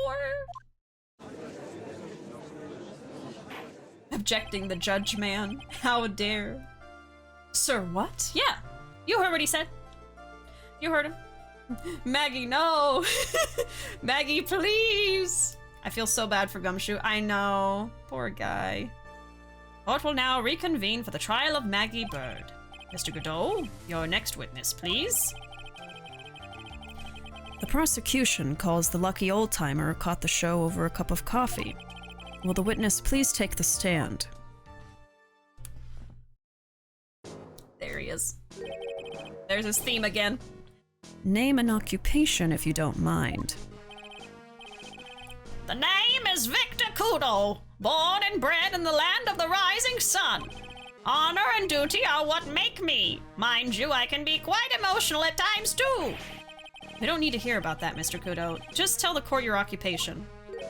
My occupation? Ha! Listen, youngin', how much call do you think there is for kimono embroidery here? Kimono embroidery? That's what I do, or did, back in Japan. I embroidered family crests on kimonos. My ancestors were embroidering kimonos before this country even existed. Wow, a real craftsman. They're a dying breed. Hey, maybe he could embroider my costume sometime. Anyway, like I said, there's not much demand for that kind of thing here. So I had to take a job working the cash register at a burger joint, pretending to smile. That burger joint would have been better off putting him in the kitchen. Now then, witness, were you in the restaurant at the time of the incident? Oh, yes. I was eating some seeds over a cup of Javachino. Seeds? What do you think these are, hmm? I see. So, you saw everything that happened, Gramps? Did I? Oh, yes, I did. I saw it all. Every second. Every moment. Oh, thank you so much for the follow, Shianti. Thank you. Was it the old man voice that got you? Just kidding. I know why he hates pigeons now. They eat his bird seeds. I guess he likes to eat the bird seeds. But the thing is, he throws the seeds at them anyway. So he attacks them with the bird seeds. I don't know what's wrong with him, but I don't like him. I love how literally everyone thought about Smile Burger. Yeah, in my head, that's what I thought about, yes. Smile Burger. Yakuza reference. Okay, he saw everything. Then please tell the court. We're all ears. Sure. I'll tell you. I'll tell you every last detail. He's really getting into this. All right, old man. Old timer. Crotchety old man, I hate you. I don't like him. The young man was reading the sports paper. The serving girl brought him a Javachino, but she put something in it. The man took one sip of it, looked like he was in terrible pain, and then collapsed. Okay, so he's claiming she put something in his drink. Interesting. So, okay, old man testified that Byrde put something in the drink. Okay. That's the serving girl right there in the defendant's chair. I remember her well. Mr. Kudo, she is not a serving girl. Please refer to her as a waitress. Ka! You're as bad as the rest of them. All these newfangled words. What's wrong with old-fashioned ones, hmm? Newfangled? All this talk of radios and glasses. It's wireless and spectacles, I tell you. Excuse me? Listen to me, everyone. Don't forget the old values. Don't let the good old days slip away. Somebody come get their grandpa, please. Put him back in the home. Well, I think it's time to begin the cross-examination, Mr. Wright. Yes, Your Honor. Yeah, he's worse than the judge. Okay, what I witnessed. Young man was reading the sports paper. So, you saw the victim then? You saw Mr. Glenn Elk? I wanted to know if Guts and Brawn retained his championship or not. So he was looking at the sports paper the victim was reading, huh? And at the location in question, there are partitions between tables on the same side of the restaurant, right? So what if there are? If you say that you could see the victim, That means you were sitting at a table on the other side of the restaurant, correct? Ka! I go to that place to drink Javachino. I don't go to sit. I don't remember which table I was sitting at. Oh, great! You mean you go there to eye the waitress? Yeah. He's a pervy old man. It's another reason I don't like him. Serving girl brought him a Javachino, but she put something in it. Okay, so let me also jot down... doesn't remember where he sat. Because that's pretty important. Because he claims that he did not see the murderer, but I think he's lying.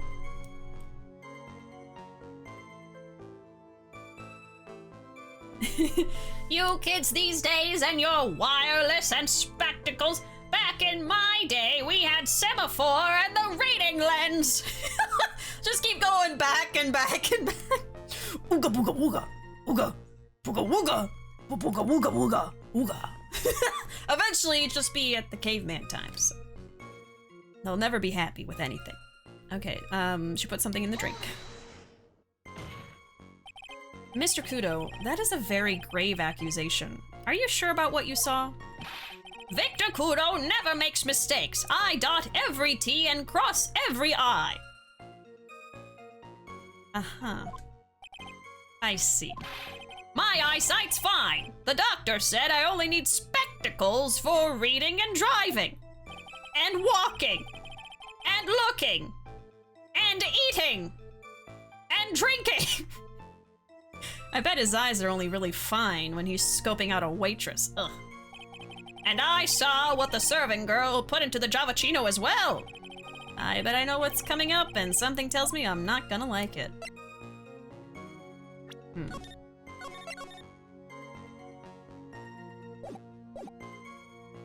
Leave it?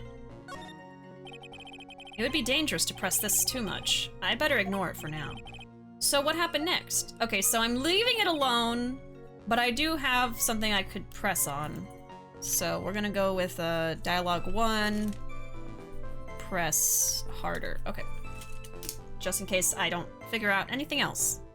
Man took one sip, looked like he was in pain, and then collapsed. He took just one sip? You youngins, you waste everything. I mean, he died after the one sip, sir. Those Javachinos cost $8. In the good old days, we would have drank every last drop, eaten the cup, and then died.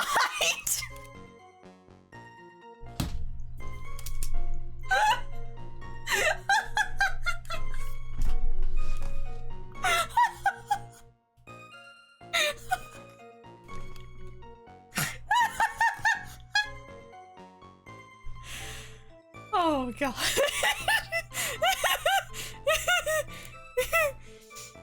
Oh.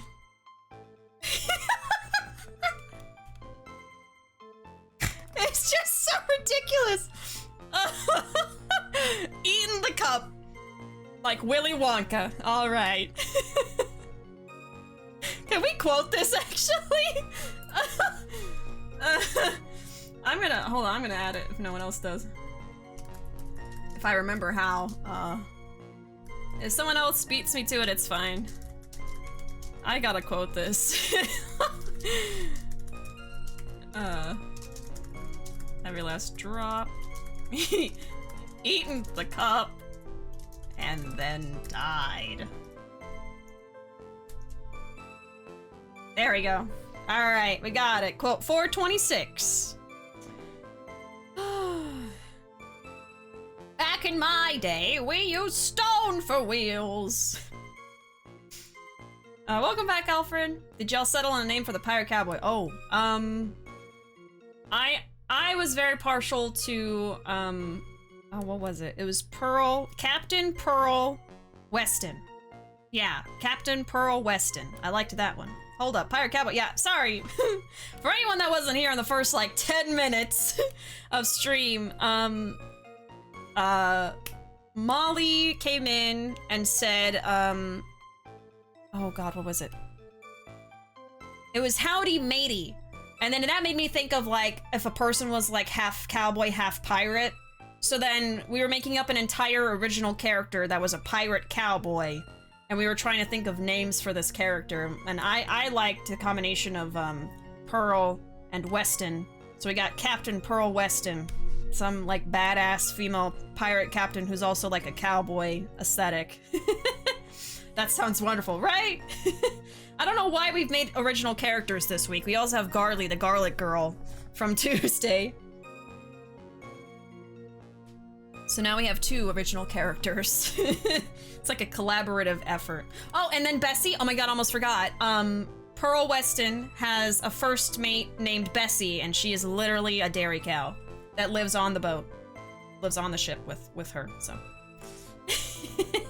Yes, howdy matey. It all started from that. Yeah, first Garly, now Captain Pearl Weston. Hell yeah. Alright. Congratulations, you have earned the title of baddiest man to grace a courtroom. And then this one's the baddie. We got the baddiest and the baddie. The baddiest. So, it was an immediate death? Well, with potassium cyanide, I suppose that is possible. Oh yes! He slumped over without so much as a twitch. Not a single Twitch stream. I felt the Javachino I just drank turn sour in my stomach. Oh yes, I know that feeling. Oh really? You don't say. So mysterious.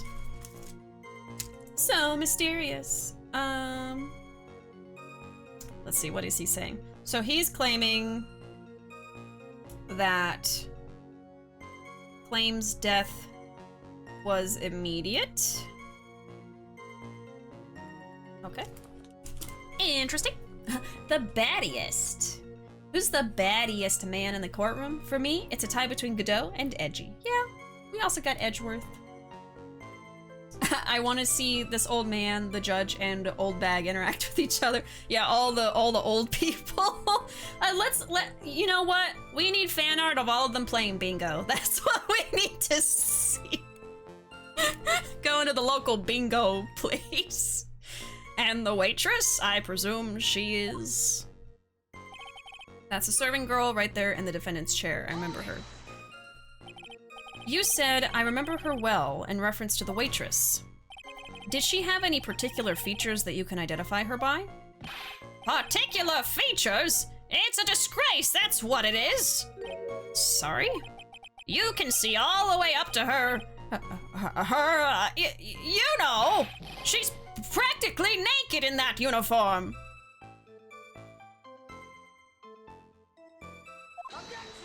Yeah, please object to that. So the particular feature you recognize about the waitress is her outfit? But anyone could wear just such a uniform, even me. Mr. Wright, please spare the court of any further mental anguish from that image. What do you mean?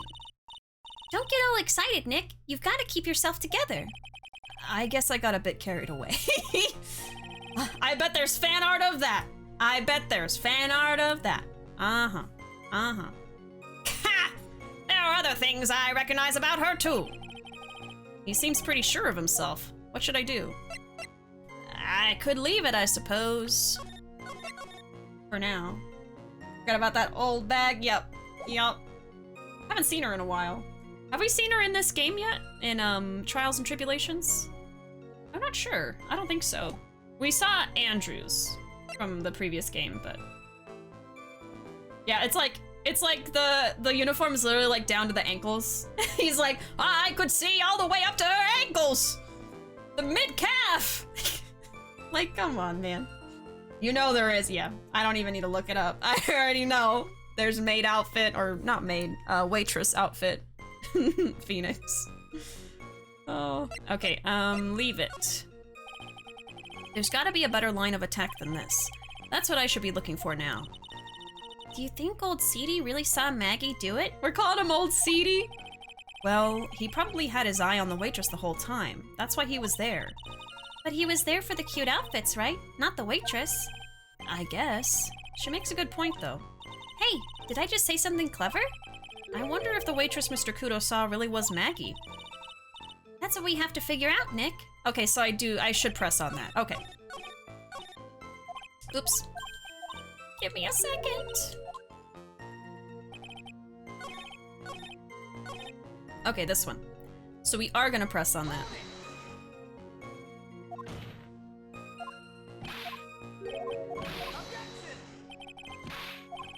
Yeah. And I thought that was odd because, like, if it's just the uniform he notices, yeah, it could be anybody. It could have been Armstrong in the outfit, he wouldn't have known. Yeah, so press harder. Sure, you saw a waitress take the coffee over to the victim. But what matters is whether that waitress was Maggie Byrde or not. Quite right. Mr. Kudo, these other features that you recognize about the defendant, I would ask you to add them to your testimony. Sure, sure. There was a ribbon in her hair and her apron straps were loose. A ribbon? Does she have a ribbon? She has a bow. Is that really a ribbon, though? Her apron's straps were loose.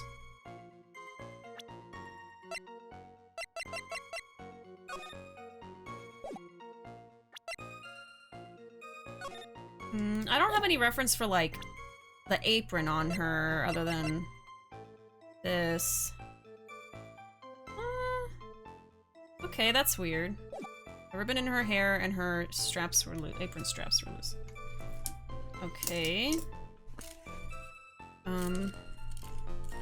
I know I need to press on it, but I'm just gonna write it down before we move on.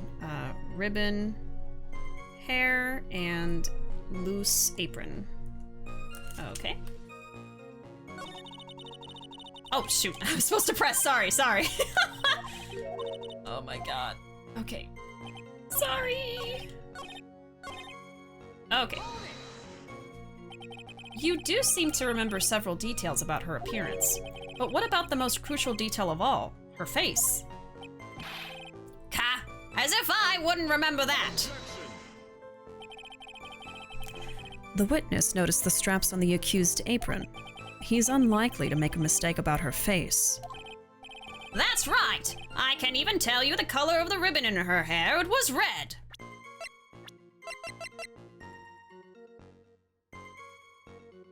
Is that red? Or orange? It's like an orangey red. I guess. Okay, a red ribbon.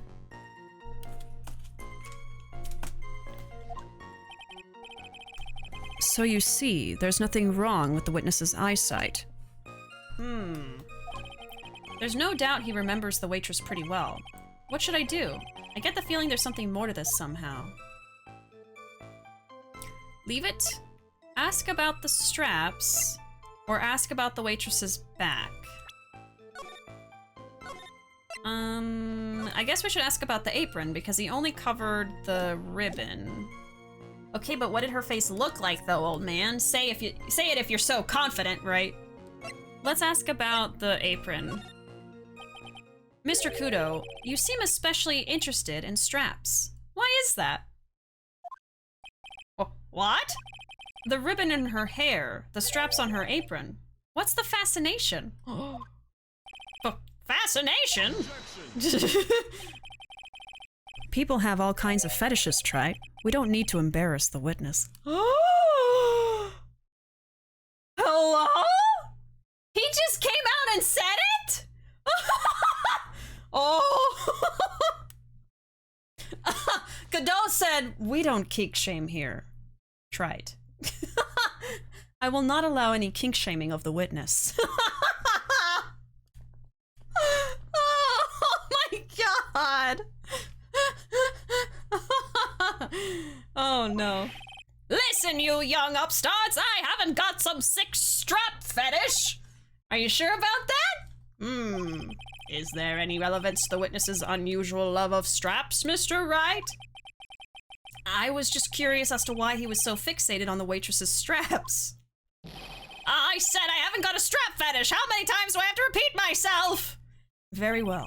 Continue with your testimony, Mr. Kudo. I almost forgot his voice. I was so flabbergasted. Very well. Continue with your testimony, Mr. Kudo, and make it strapless. Phoenix, what about these straps? Godot, no kink shaming. Okay, so don't ask about the straps. Alright. Good night, y'all. Need to sleep early. I'll see y'all next week for more Last Judgment. Yeah, thanks so much for hanging out today, Arkham. I hope you have pleasant dreams. And a good night, a good weekend. We'll see you next time. Bye-bye. Okay, let's press on this. Thank you for the quote. Thank you. Alright, so we're gonna ask about her back.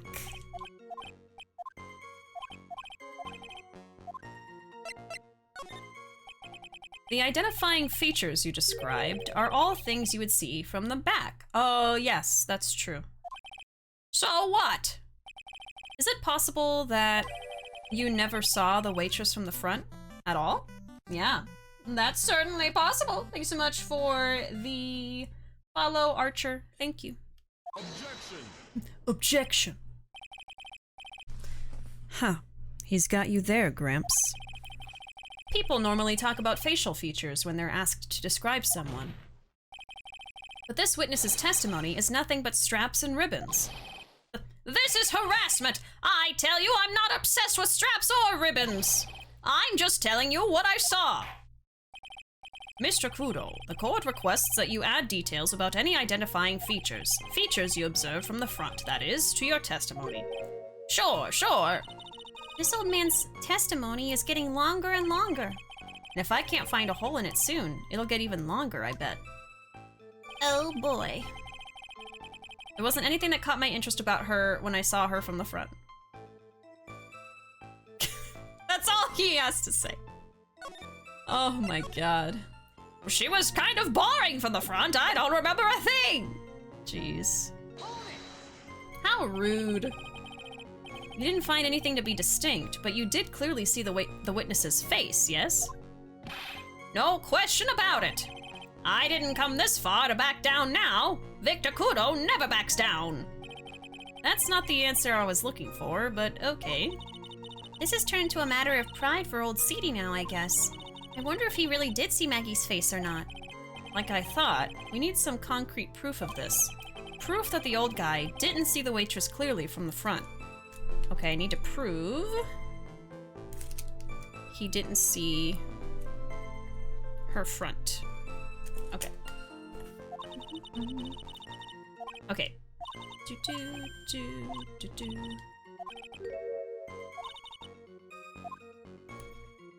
Let's see.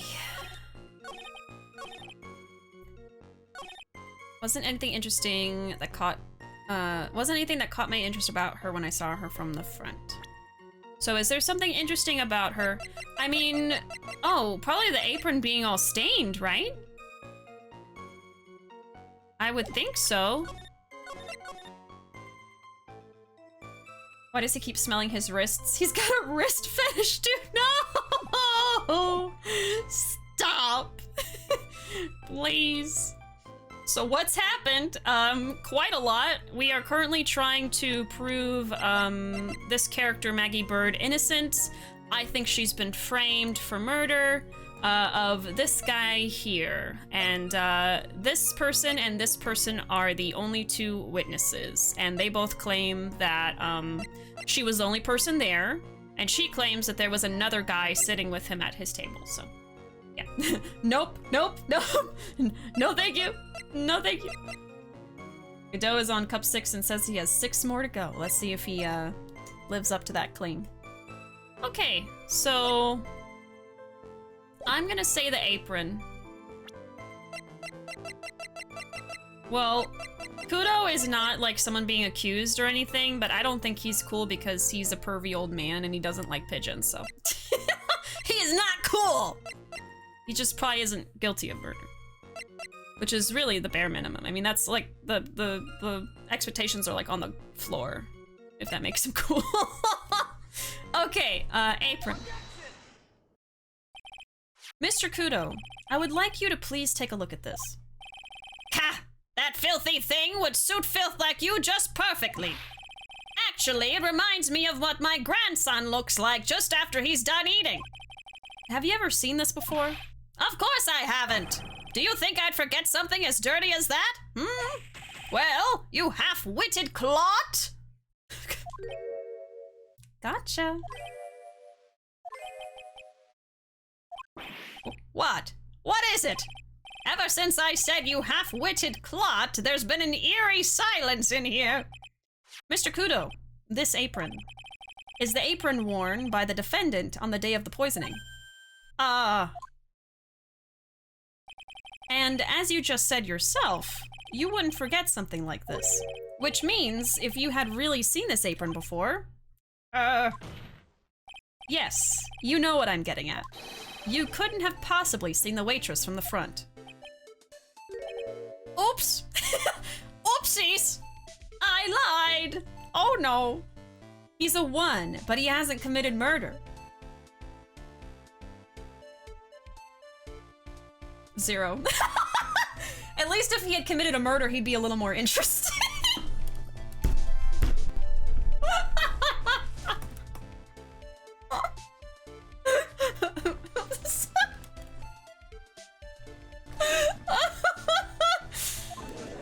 Oh god!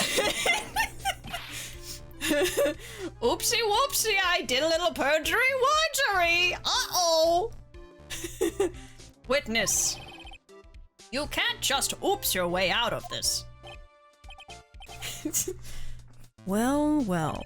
Looks like we finally have a genuine trial on our hands.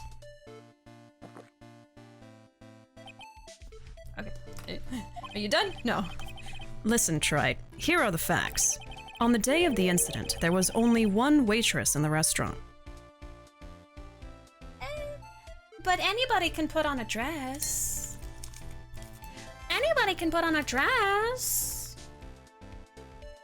Only one waitress. I mean, is there more than one waitress outfit in the store? Let's think outside the box here, Godot. Let's brainstorm a little bit here, honey, okay? That being the defendant, Miss Maggie Byrde. Exactly. And when that one waitress put the poison into the coffee cup, this old guy was watching.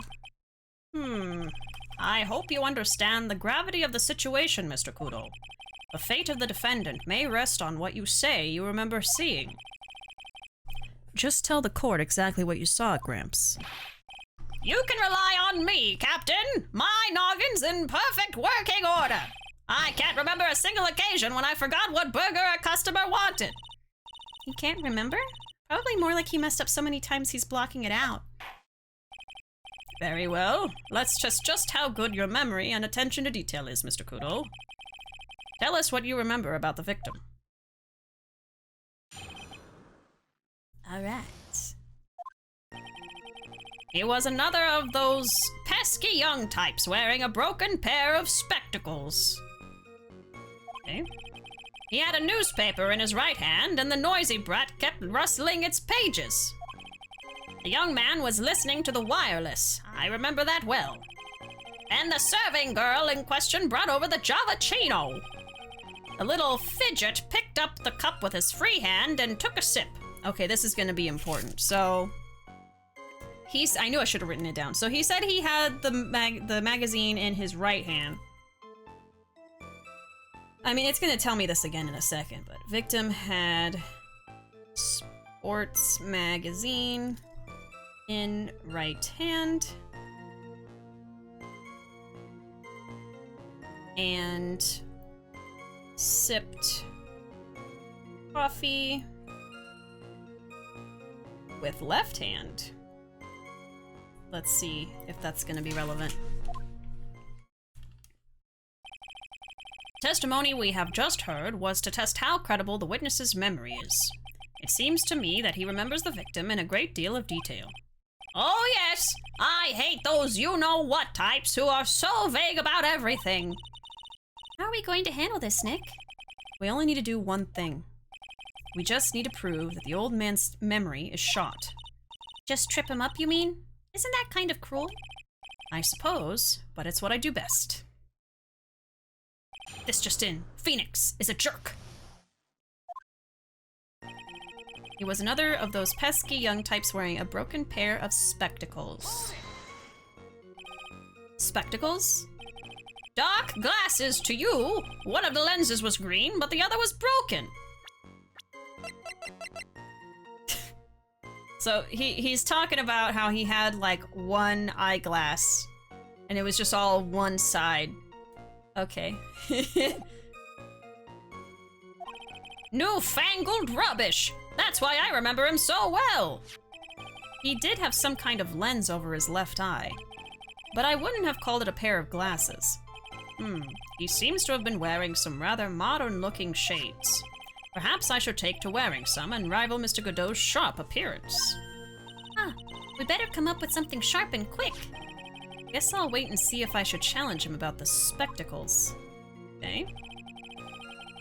Had a newspaper in the right hand, and the noisy brat kept rustling the pages. Well, it was a sports magazine, was it not a newspaper? The newspaper was a sports paper, was it? Okay. That young hooligan, I nearly asked him, can't you even read without fidgeting, How was I supposed to be able to read the back page with all that rustling going on? I needed to find out if Gutzenbraun retained his championship title. It was his paper, not yours. If you wanted to know so bad, why didn't you buy your own? What are you looking at me like that for, How dare you? Ow! Ow! Gutzenbraun got beaten yesterday, by the way. Anyway.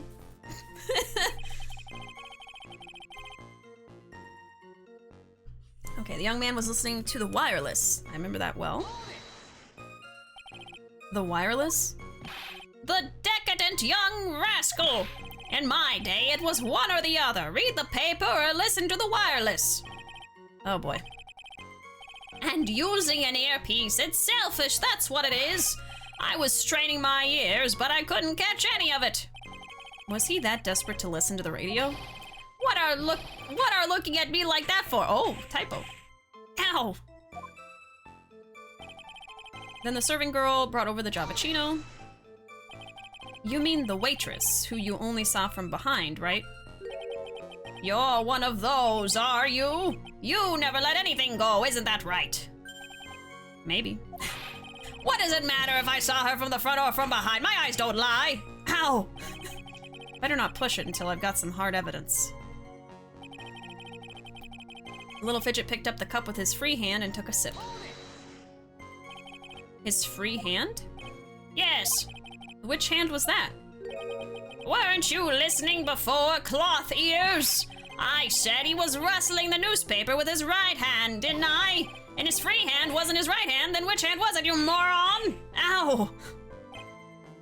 Huh. Perhaps the great Mr. Trite has 3 hands.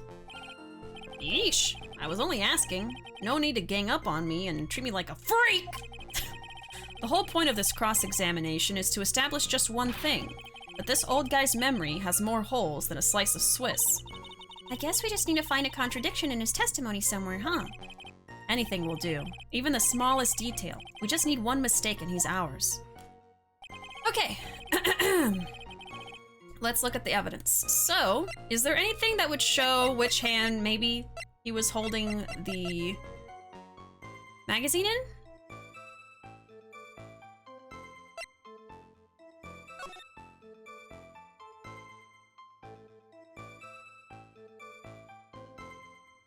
So, this might be a stretch, but maybe the fact that he was writing things down in the magazine, he would have to be left-handed in order for him to have been holding the magazine with the right and then using a pen with the left.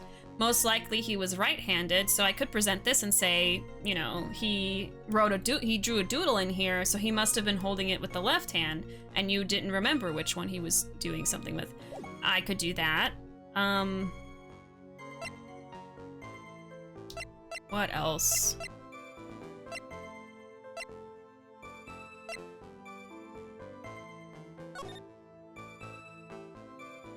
And the old man doesn't remember where he was sitting. Okay. Hello! Oh my goodness! Another raid! Welcome in. Can we get a shout out for Drew, please? Welcome in, Mr. Mushi and Yoran and Harugo. Oh my goodness! Welcome, welcome. Drew, welcome. Slime raid. Slime raid. Those emotes are very cute. Welcome in, Grump Wave. Oh, you were playing some Minecraft. What were you doing in Minecraft? Were you building something? Surviving? Thriving? Maybe? I hope you had a wonderful Minecraft stream. My name is Bishi to any of you new folks, but I see a lot of familiar faces. We are currently playing some Ace Attorney Trials and Tribulations. I am in the 3rd case at the moment, and I'm trying to find the contradiction in this witness's testimony. So I am using my brain cells and trying to think. Let's see. As long as I could prove that maybe he was using his hand for something, like his right hand versus his left hand, if we could contradict him on that, I'm pretty sure that's where it's trying to go, because it's like very specifically saying he's using a certain hand for a certain thing.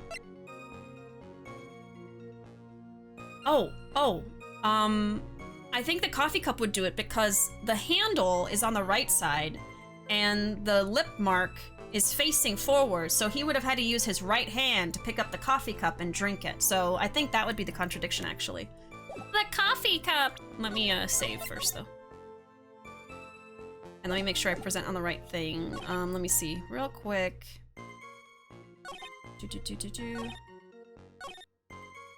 With his free hand and took a sip. Yeah, that's gonna be the wrong hand. Okay, got it. Sorry, there's a cat on my keyboard. No worries, no worries. We dub. We win. We built lots and did lots of landscaping. Ooh. Enjoy game, have a lovely night. Gotta raid and run though. No worries, dude. Drew. Thank you so much for that raid. Thanks for bringing in your peeps to come and hang out with us. I appreciate it.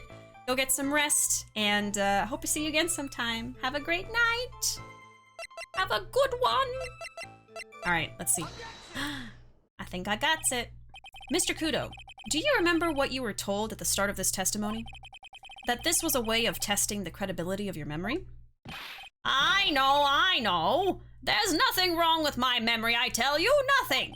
If I got anything wrong, I'll eat these seeds and sing the pigeon song. Oh, I would love to see it. I would love to see it. Care to tell us where this is going, Trite? According to Mr. Kudo, the victim was holding the paper in his right hand, while drinking coffee with his free hand, which would make that his left. I've been wanting to play Ace Attorney, played through the Danganronpa games a while ago, and I liked them. Yeah, I feel like if you like Danganronpa, you probably would like Ace Attorney. I didn't play Danganronpa myself. I think I like read a playthrough kind of thing. I don't know. I watched a playthrough basically, but I didn't play it myself. And I liked it at the time, but I feel like I actually like Ace Attorney a lot more. I'm having a lot more fun with it. Also, I'm playing it myself. But yeah, I mean, I like the humor and the characters a lot, so you'd probably like it too. But yeah, have a good night. Oh, sorry, I thought that was Drew. Your names were like a similar color. Okay, Grump Wave, that's you saying that. Danganronpa is weird, but the 3rd game is legitimately one of my favorites. You see, the 3rd one I don't really know much about. I watched a full playthrough of the 1st one, and then the 2nd one I watched part way through and then just dropped it. I don't remember why. The 3rd one I know nothing about it at all. Obsessed with Danganronpa, but I see how this game has more immersion. I think so, yeah. I don't know. There's just something about Ace Attorney that I like more than Danganronpa. And like, maybe it's also that Ace Attorney does have some like darker topics that it goes over, but it's ultimately lighthearted, whereas I feel like Danganronpa is mostly like dark. So maybe that's part of it too. They have different tones, I feel like. But yeah, I definitely like Ace Attorney a lot more, but that's just me. Ha! What is this? Kindergarten? But I would like the court to please take a look at this. That's the cup the victim used, correct? Yes, and on the rim you'll notice the mark left by the victim's lips. Yes, there is a stain left by the coffee. If you consider where that stain is, you'll clearly see that the victim was holding the cup in his right hand. But how? Well, Mr. Kudo, the court is waiting for your epic performance. You said you would eat those seeds and sing the pigeon song, so go ahead. Ah! Mr. Kudo, I'm afraid this is simply not acceptable. I think the witness had better go back to the park where he came from. Wait! If you think I'm going to stand here and listen to you tell me I'm mad, you're wrong. I don't care about that dirty coffee cup. I know what I saw. Well, where's our pigeon song, sir? You still insist on your testimony? That young brat was holding the cup in his left hand. Oh yes, no question. I am a good law-abiding citizen, I am. That's something a bad, not law-abiding citizen would say. It's that dead young hotbot in you, you spiky-haired yahoo, who are at fault. He's saying it's the dead guy's fault? Oh no! Thank you so much for the follow, Grump Wave. Thank you. I appreciate it. So he's saying that the dead guy and Phoenix are at fault. Okay, cool. Who, me? Thank you, old man. We've heard quite enough from you already. The judge saying old man. Oh, come on. He's probably only like 5 years older than you. Don't call me old man, old man. I mean, I agree with him on that one, I will say. Been around for 68 years, I have. You can't ignore me. Listen to what I've got to say. Get him out of here. I'm sorry, Mr. Kudo, but... Oh my god. Sure. Why not hear a little more? Mr. Godot! But this is my 16th cup of coffee. Is that accurate? Is that accurate, huh? I think Molly was keeping account, but I think he's lying. I don't know, though. I don't know. So, this is your final stand. Thank you, Captain. You can rely on Victor. He did eat the seeds, but he didn't sing a pigeon song. I better hear some cooing happening in just a second.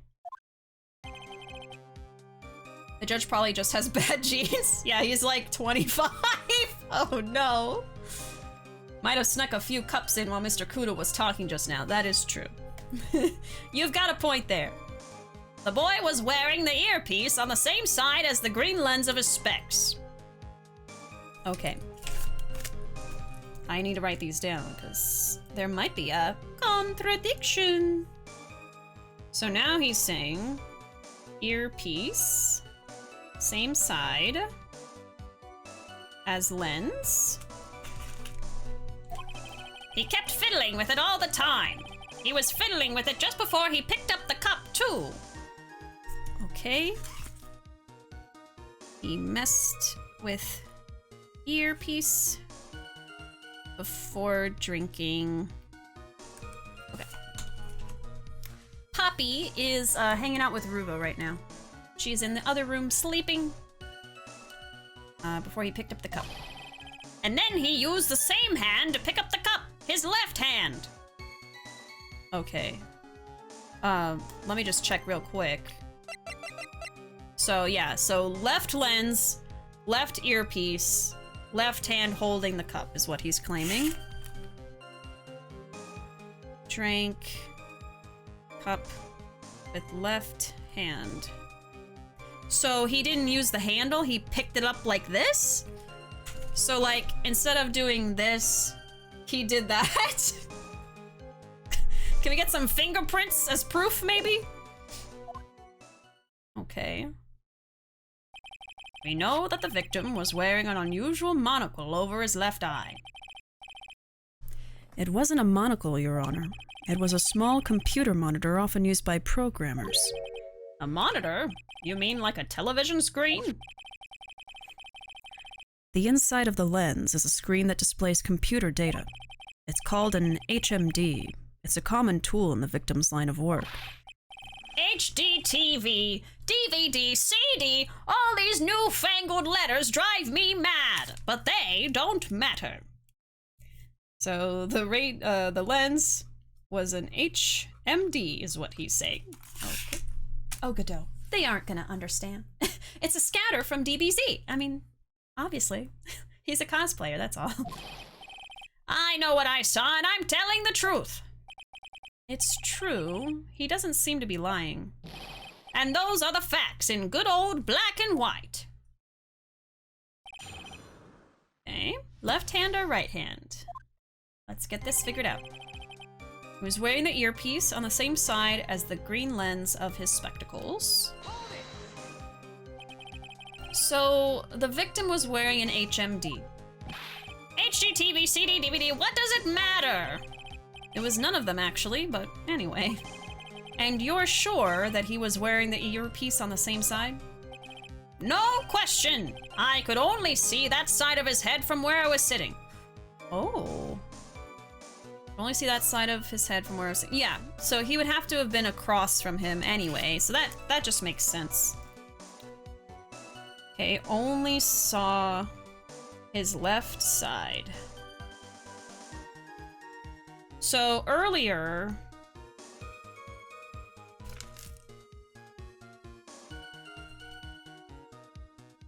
Oh! I just found the contradiction.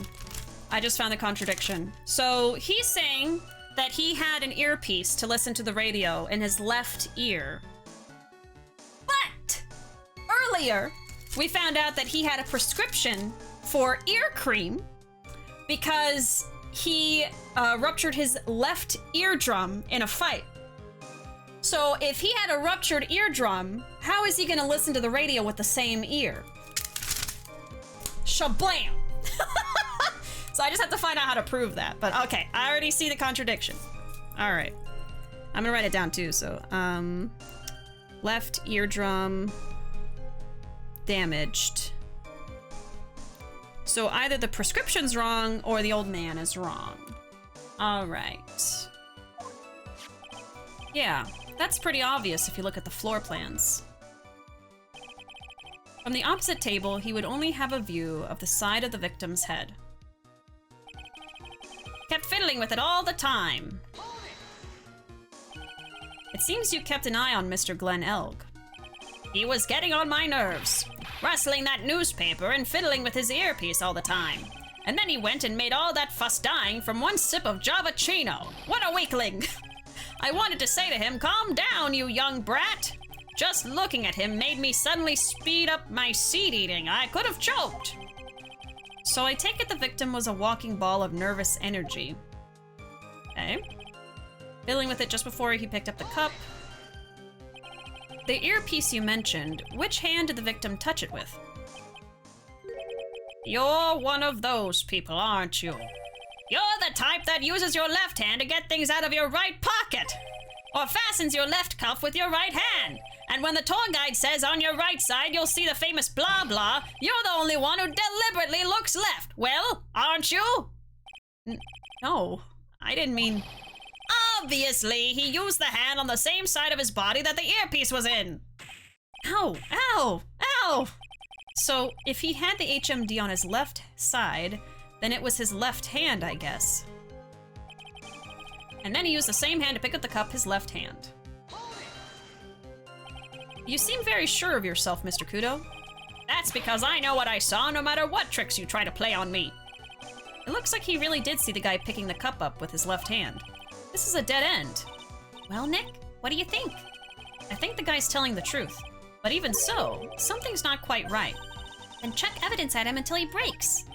But if he's not lying, there wouldn't be any contradictions in his testimony, right? Maybe not at first glance. Okay, so I think I'm gonna press on this, and I'm gonna show the prescription. I don't know if I'm, like, jumping ahead. Hopefully not. But that was just my immediate thought, so... Okay. And see, I'm so glad I said that, because it doesn't say here... maybe it's in the... No, see, yeah, it doesn't mention anywhere that the left ear was the one that was damaged, so if I didn't write that down, I would have had to just remember it. And my memory's not that great. What does the scouter say about how many cups of coffee Godot drank? At least 4. At least 4. What? 9,000? I mean, 4? Oh, wow. That's not too many. This is what the US wanted when they said fair, speedy trial. A seed speedrunner. A seed runner, perhaps. A seed runner, so to say. Okay, hopefully I'm on the right track. Let's try it. Yeah, baby! I'm not sure what the relevance of this is, but... Mr. Kudo, there is something very strange about your observations of the victim. What? You say he was wearing the earpiece on the same side as the HMD. No question. You can lock me up if I'm wrong. It was his left ear without a doubt. I could only see that side of his head from where I was sitting. I don't think so. Well, what did you say? You're no doubt unaware of this fact, Mr. Kudo, but the victim couldn't hear with his left ear. His eardrum was ruptured! Eh? Traces of medication for his condition were found in his ear canal. That's right. It's impossible that the victim was wearing his earpiece in his left ear, because he couldn't even hear in that ear. Is that true, Captain? It is. Pigeon! Pretty pigeon! He's singing the pigeon song! Order! Order! This witness's testimony is completely unreliable. He only saw the waitress from behind. And he claims the victim was wearing an earpiece when we know his eardrum was ruptured. Well, Mr. Godot? A single drop of milk is all it takes to destroy the pure black magic in the cup. This old man is my drop of milk.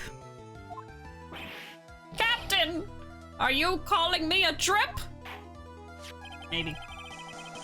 This is the victim's coffee cup in which the potassium cyanide was found. The mark on the rim clearly shows the victim picked it up with his right hand. I'll never back down. I know I'm right. The lad drank his Javachino with his left hand. Let me put you out of your misery. Clearly, the victim used both hands. He took a sip with the cup held in his right hand and then switched to his left. That's what the old man saw. That's not what he said. Impossible. The witness has already testified on numerous occasions that the victim died immediately after taking just one sip of the coffee. Which hand the victim used to pick up his cup is irrelevant, Your Honor. The facts still stand. With one hand or the other, Mr. Elg drank the poisoned coffee like this.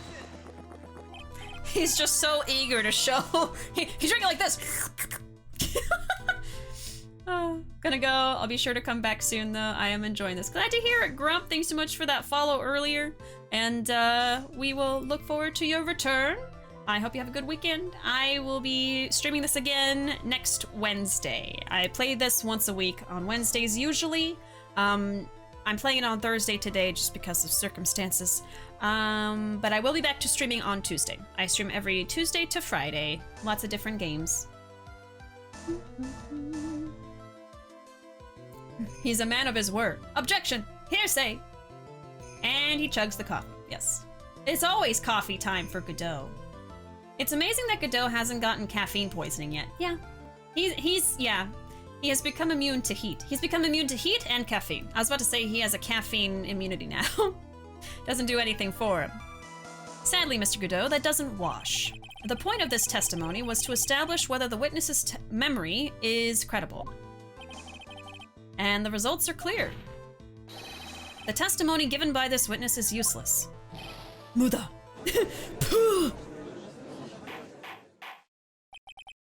I believe it is time to conclude today's proceedings. I am satisfied that the witness is not deceiving the court, but to be frank, I'm not. His testimony is a farce. Did you have to be so frank?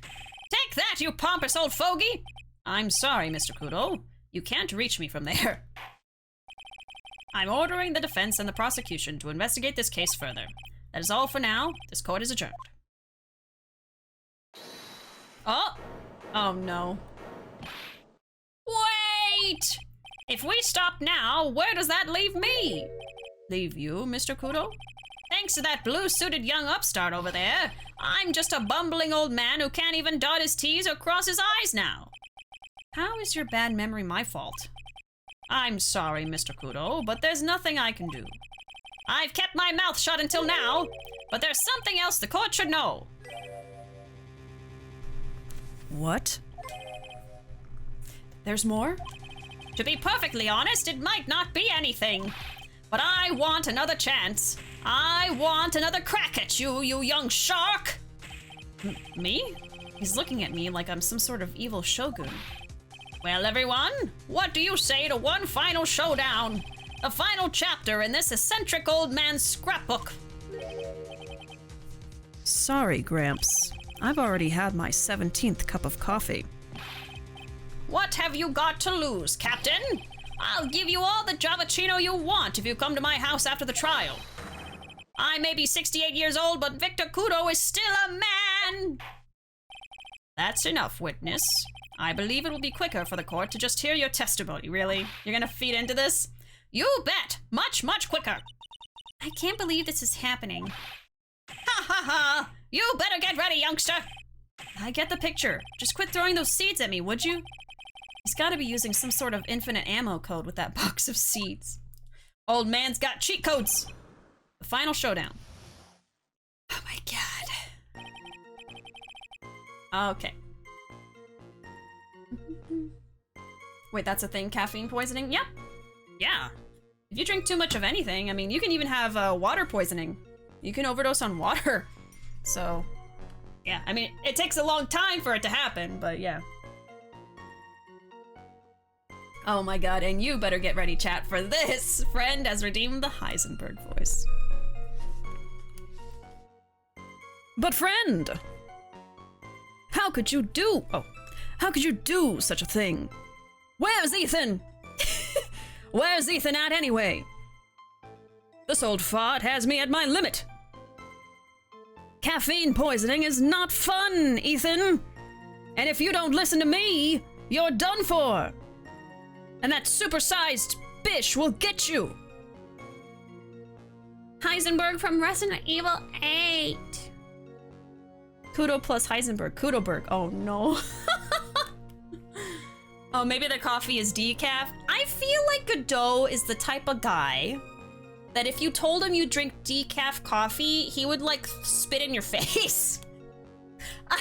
I feel like he would get so disrespectful about that because he seems very much like a coffee elitist because he was like, one drop of milk ruins a black coffee, and I'm like, he's the type of guy that's gonna be like, if you don't drink black coffee, then you're basically 5 years old. You know what I mean? So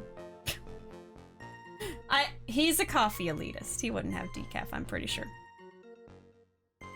You reading my comment about the old guy sounds like something he would say. I loved it when he called Lady D a supersized bish. It's so raw and hilarious how he delivered it. I know, it just comes out of nowhere. Oh, you haven't played it yet. Okay. Yeah, no worries. I wasn't looking while it was said and I thought it was for real. Okay. First of all, I want to stress that this might be nothing. I'm not too sure of myself. The young boy, Ethan, slumped over the table as soon as he took one sip of his Javachino. Well, the clumsy idiot upset the vase. He knocked it right over. It broke, and the strip of cloth covering the table got completely soaked. Well, how about that? Turn things upside down, Ethan? Where is he anyway? I always say Ethan because I feel like if I start to lose the voice when I say Ethan, it brings me back. Because I distinctly remember how he said Ethan's name. So that's like the best word I can say to know how to do his voice. I just insert it like every other sentence. Yeah, you gotta get into character, you know? Oh. Okay. Is that all? Yes, that's all. I remember it perfectly. Eh? You're doubting me again? You're doubting a poor defenseless old man? No, this one would be funny in his... You're doubting me again, Ethan? You're doubting a poor defenseless old man? That's me. I'm really old, secretly, underneath this plump, fresh skin. Anyway. No, we are not doubting you, Mr. Kudo. Don't you get the feeling there's a question hanging on everyone's lips, Nick? Yeah. So what? Probably. That's all I can think of, and I have to cross-examine this guy. You're a bird brain, that's why that's all you can think of. Yes, plump, fresh skin, which is not what old people have. Very well, Mr. Wright, your final cross-examination, please. The final showdown. Doesn't Resident Evil 8 have a bunch of princess? That's what I heard. What does that mean? Like, I know Hime-sama means princess, but what? How does Resident Evil 8 have princess? Why? Because! Okay, first of all, I want to stress this might be nothing, not too sure myself. The court generally prefers if witnesses are sure of themselves, Mr. Kudo. Noisy brat! I'm warning you, I'm more savage than a macho man right now. You won't beat me with this testimony. This is the final battle. Ow! Ow! He's chucking those seeds harder than ever. I better be careful. Come on, Nick. Nail him. Oh, a bunch of waifus. Why didn't you just start with that? There are a lot of attractive female characters, if that's what you mean. I personally wouldn't call them waifus. I would call them queens. But, you know. Yes, all of the characters that are with Lady Dimitrescu, I would say, are queens. Even some of the other characters, like the character who lived in the house with the, all the dolls. Even that character, yeah, Bella Dimitrescu superiority. And then, yeah, that was the character with the dolls. She was really pretty. Yeah. Plumpa. Bishi, do you just so happen to have history with children named Hansel and Gretel by chance? Oh my god. When I say plump, the only thing I think of are a bunch of geese flying in the air and cute chubby creatures. Donna, yes, thank you, Donna. House Dimitrescu superiority, yeah. Yeah. The fishman was definitely a waifu. No, you know what? You're right. That was the best waifu in the whole game, was the fishman. Okay. The young boy slumped over the table as soon as he took one sip of his Javachino. Yes. Okay. The court has already heard that testimony, Mr. Kudo. I know that. I was just setting the mood. How else am I supposed to build up the suspense, The suspense? Yes. Now, what do you think? Should I work the audience a bit more? No. Please continue, Mr. Kudo, as quickly as possible. All right, now, where was I? Ah, yes, the young boy slumped over the table and... Heisenberg is one of the enemies in the game, and he has a funny voice. Oh my god, just call her Donna instead of trying to bash my head figuring out how to spell Beneviento. No worries. Donna Benevenetofk. Yes. The clumsy idiot upset the vase, knocked it right over. The vase? A vase, you say? Yes! There are vases on all the tables in that place. Well, let me see.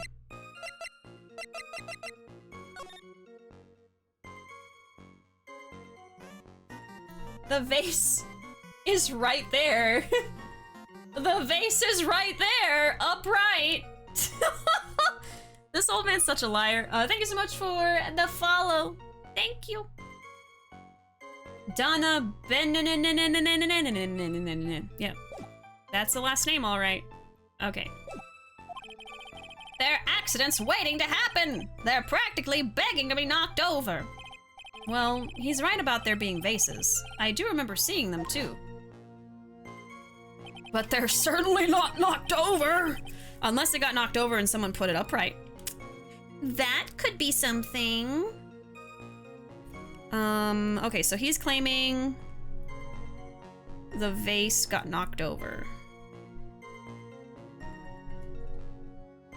See, my theory is that the old man is in on this murder and he's trying to cover for the real murderer, and so that's why he's like not lying about how it really happened, but then has all these contradictions because he saw the beginning of the crime and then they like fixed up the table or changed things around or something like that. Like, I bet maybe, well, no, the spill is on the other side, so never mind. I'm trying to figure out what's really going on here, but anyway. Donna is another character that's an enemy in the game. All the characters we're talking about are the enemies from RE8. Donna, bananas, bananas. Me and my other friend have started trying to ship RE8 characters with Elden Ring ones, and let me just say, it was a time. Oh my god. Oh, yeah, I think I saw that you posted something in the Discord that was like, it was Lady Dimitrescu, right? With a character from... It was like the hardest boss in Elden Ring, the lady with the red hair. The tall, buff lady. There was a vase on the table when I ate lunch there. And you saw the moment when the victim actually knocked over the vase? Well, it's hard to say. It's a bit unclear. How do you really define... Okay, I get it. I heard it break, and the sight of it is burned into my memory as clear as day. He heard it, and then he's saying his sight? That's kind of weird. Heard it break, but maybe didn't see it. It broke, and the strip of cloth covering the table got completely soaked. I mean, the only soaking is the coffee that got spilled. Okay. Soaked in water, you mean? Yes, it splashed me on the knee as well. You said you were sitting at a table across the room from the victim, correct? And yet the water still managed to splash onto you? It was cold! I clearly remember it splashing me! Would the water really make it all the way across to the other side of the room? Not if it didn't spill in the first place! Okay, water splashed on him. Okay. Bum, bum, bum, bum, bum, bum. Let me catch up with y'all. What really splashed on his leg? Blood?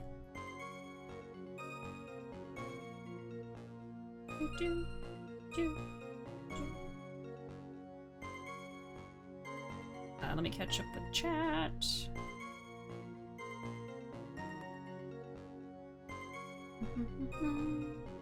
Yeah, Lady D and Melania. Yeah, Melania? New OTP, yes.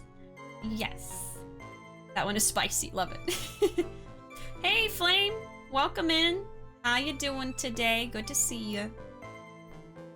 Beautiful. Love to see two bad bishes not against each other, but with each other, yes. We are talking about shipping Lady Dimitrescu and Melania from Elden Ring. Two buff queens, two strong women, yes. Oh, sorry. Whoops! Can't believe I almost missed Ace Attorney again. Oh, no worries, Flame. At the moment, we are in the first day of court in episode 3, and we are cross-examining Kudo, the old man. Well, how about that? Turn things upside down. Let's see. Love me a woman with muscles. Oh yes, oh yes. Someone screenshot? What were you playing off stream? Huh? What? What? There's nothing weird on there. What do you mean? I don't even know what's on there. The other games I've been streaming? I mean, what did you see? Y'all are scaring me. Nothing? Oh, wow. Wow. Jerk! You're like, look! Just kidding. But she doesn't play video games off stream, silly! Wow. About to see Hatoful Boyfriend. But that would be valid, though. Alright. Anyways, Y'all are silly. You mean the vase on the victim's table falling upside down and breaking? The vase turned upside down, and my testimony's turning this case upside down. It's a joke! I just wanted everyone to hear it. What do you think, Captain? I'm impressed by your ability to waste time. Godot hasn't raised any objections for a while now. So, you young show-off, with that scrap of info, I'm throwing down the gauntlet. If I lose this one, I'll take it like a man and admit defeat. He's really giving you the evil eye, Maya. It's you he's looking at, Nick, not me. It's like he's saying, I triple dog dare you to find a contradiction, youngin'. I guess I'll just have to rise to the challenge then. I've already got this one in the bag. Okay, let's see. He knocked the vase over, which is a lie. The lie detector says that was a lie. I'm gonna show the crime scene photo. I've been on a roll today. I haven't really gotten stuck on anything. Mr. Kudo, this is a photograph of the crime scene. So what? It proves you're a liar. Look carefully at the table. The vase is there, intact. Huh? Lost your tongue, Granddad? I'm no granddad of yours, Hopscotch! Ow! Ow! Owie! Enough! If you throw any more seeds in this courtroom, the cleaners will be here all night. Ah! What is it now? I just remembered something. Yes, go on. The broken vase. Ha! It was on my table. What? Ah, well, you see... Oh my god. It startled me when that young lad collapsed, so I stood up. That must have been when it fell over.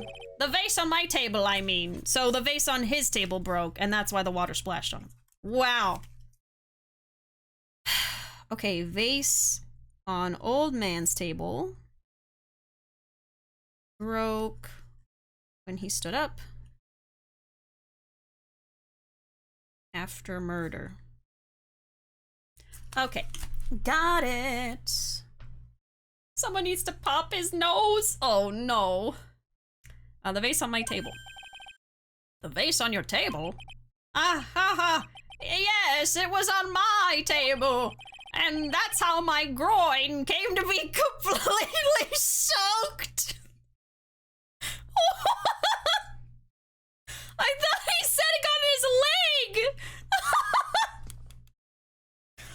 leg! Are you sure you didn't just do a little accident, old man? Does somebody need adult diapers? Oh. Get him out of here!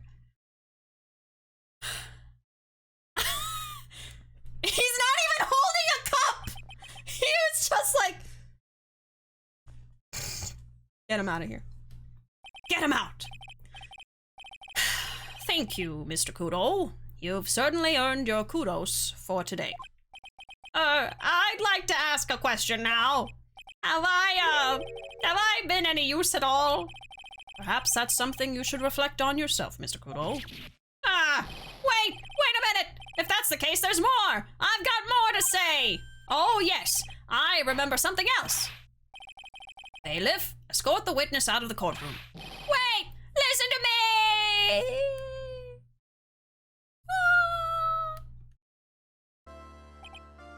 Well, we seem to have been considerably sidetracked, and I am still not in a position to deliver a verdict. The defendant has not been positively identified as the waitress in question. Additionally, there are 2 disparities in the testimony we have heard thus far. 2 disparities so far, which is the mark on the coffee cup that the victim supposedly drank from with his left hand. The mark on the cup drank with left hand, question mark.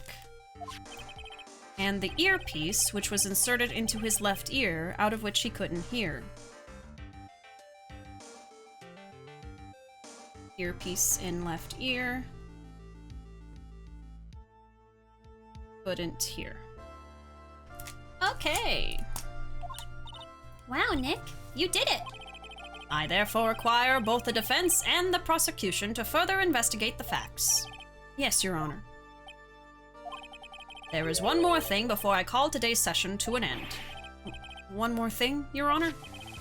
The witness we just heard from, he is most insistent that his testimony should be of use. So he summarized it accordingly into this statement. Okay. You may each have a copy of it if you wish. Whatever. The prosecution doesn't need props like that. Godot's really mad, huh? Yeah, I would be too. Very well. Here you are then, Mr. Wright. There are 3 copies. My own, yours, and Mr. Godot's. Yes, Your Honor. Victor's testimony added to the court record. When the incident occurred, I broke the vase at my seat. I'm sorry. I'm sorry? This isn't a piece of testimony, more like a 5-year-old's apology. What the heck are we supposed to do with 3 copies? That is all. This court is adjourned. To be continued right now. For a little bit. We got a little bit more time left, but let's save. Alright, going pretty well so far. I didn't get stuck at all today, so I am very proud of that. I was really on top of things this time. Alright, let me catch up first and then we will continue. Someone get this man in jail for assaulting an attorney. I'm just glad the splash turned out to be water after all. Well, we hope so. We hope so. Bishi, would you try the Danganronpa games? Like I said earlier, I've seen a playthrough of the first full game and partly into the second game. I wouldn't want to make any promises about streaming them at any point, just because, like I said, I already played the first one, or not played the first one, I watched the first one. And I don't know, it's just, I was into it like a few years back, but not anymore, so I don't know if I would really go back to it, just being honest. You know it's bad when the judge is more reasonable than the witness, right? He didn't help for shit, huh? No, not at all. He just confused us more than anything. And he was never heard from again. He didn't say shit, which is bad because he was a witness on Gumshoe's part, yeah. He helped the birds by throwing the seeds, but he hates birds. But he does try to hurt them with the seeds. He throws it at their heads. I didn't like that. He should have wrote, "I'm sorry." That would have worked. Banish the Shadow Realm. I want to banish him. I wouldn't mind that. January 7, 12:52 p.m. Wright & Co. Law Offices. So, how do you think the trial went this morning? How do you think it went? It got a bit crazy in there. I just wonder if that killed our chances. Yeah, I guess it did get out of hand. Mr. Kudo's testimony did nothing to help us. Plus, now we don't even know the identity of the waitress who laced the coffee. All we know is what old Mr. Kudo saw, the apron straps and the ribbon. And that the victim was wearing an earpiece when his eardrum was ruptured. Talk about a terrifying case of contradictionitis. Oh my god. So, since I'm not going to get this little summary next time, because I'm continuing right now, I'm going to do a little summary for myself right now. So, waitress, someone else who poisoned, had ribbon and loose apron straps.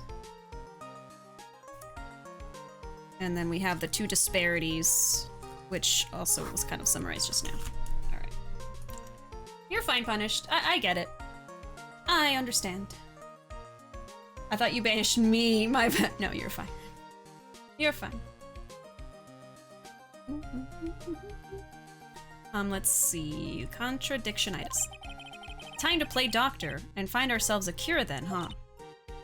Yeah, we gotta find one for Maggie, or she's gonna have a terminal case of guilty. Alright. I have been banished before, that's true. Wouldn't be the first time for you, huh, Flame? I would if I had to. A mod's gotta do what a mod's gotta do. Hey, Shrek, welcome. Welcome in, Spy! How you doing? Case in point, yeah. I guess let's talk to Maya, see what she has to say.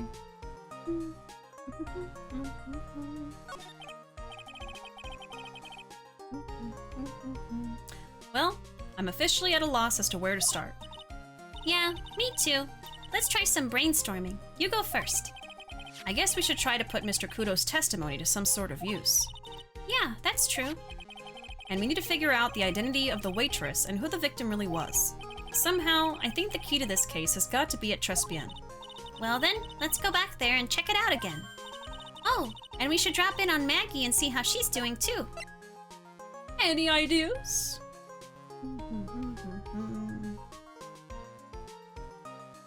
Love Maya, always will. Maya is so cute. She is my daughter. Alright, any ideas? Anything on your mind?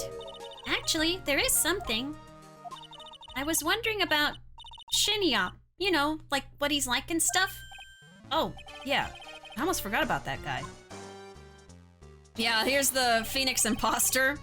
I'll beat you so hard it'll feel like yous was smooching the express train. Phoenix, right? Yous are saying you Phoenix, right? Cause I'm Phoenix, right? The one and only. Actually, I've learned a little something about my doppelganger. Huh? You did? What did you find out? Oh, yeah. Maya was working at the restaurant when I ran into Don Phonione. Phonione? Let's just say he was such a terrible version of me that I wanted to sue for defamation. What's that guy's story anyway?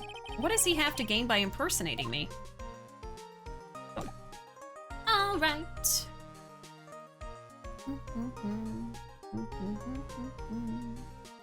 I definitely, personally, would not use the word waifu for Maya because she is baby. She is a baby. How old is she in this game? When you first meet her, she's like a minor. She's 19 right now. That's a baby to me, so no thanks. And I don't view her like that at all. We can go to... Oh, we can either go to the detention center, which I think we can go to the restaurant from there, or we can go to criminal affairs. I'll probably go to criminal affairs first.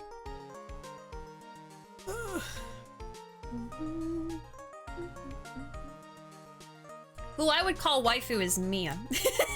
I'm more so a Mia fan, but you know. Is the S in Trespien said in French? I forget. Trespien? Trespien? I don't know. I looked it up and heard both ways. I'm not even sure anymore. I don't know if any of us speak French in here. I don't know. I don't know if any of us would know. January 7, Police Station, Criminal Affairs Department. Looks like Gumshoe's not here. Never mind that. What's going on? It feels different in here somehow. You think? Yeah, everyone seems to be on edge.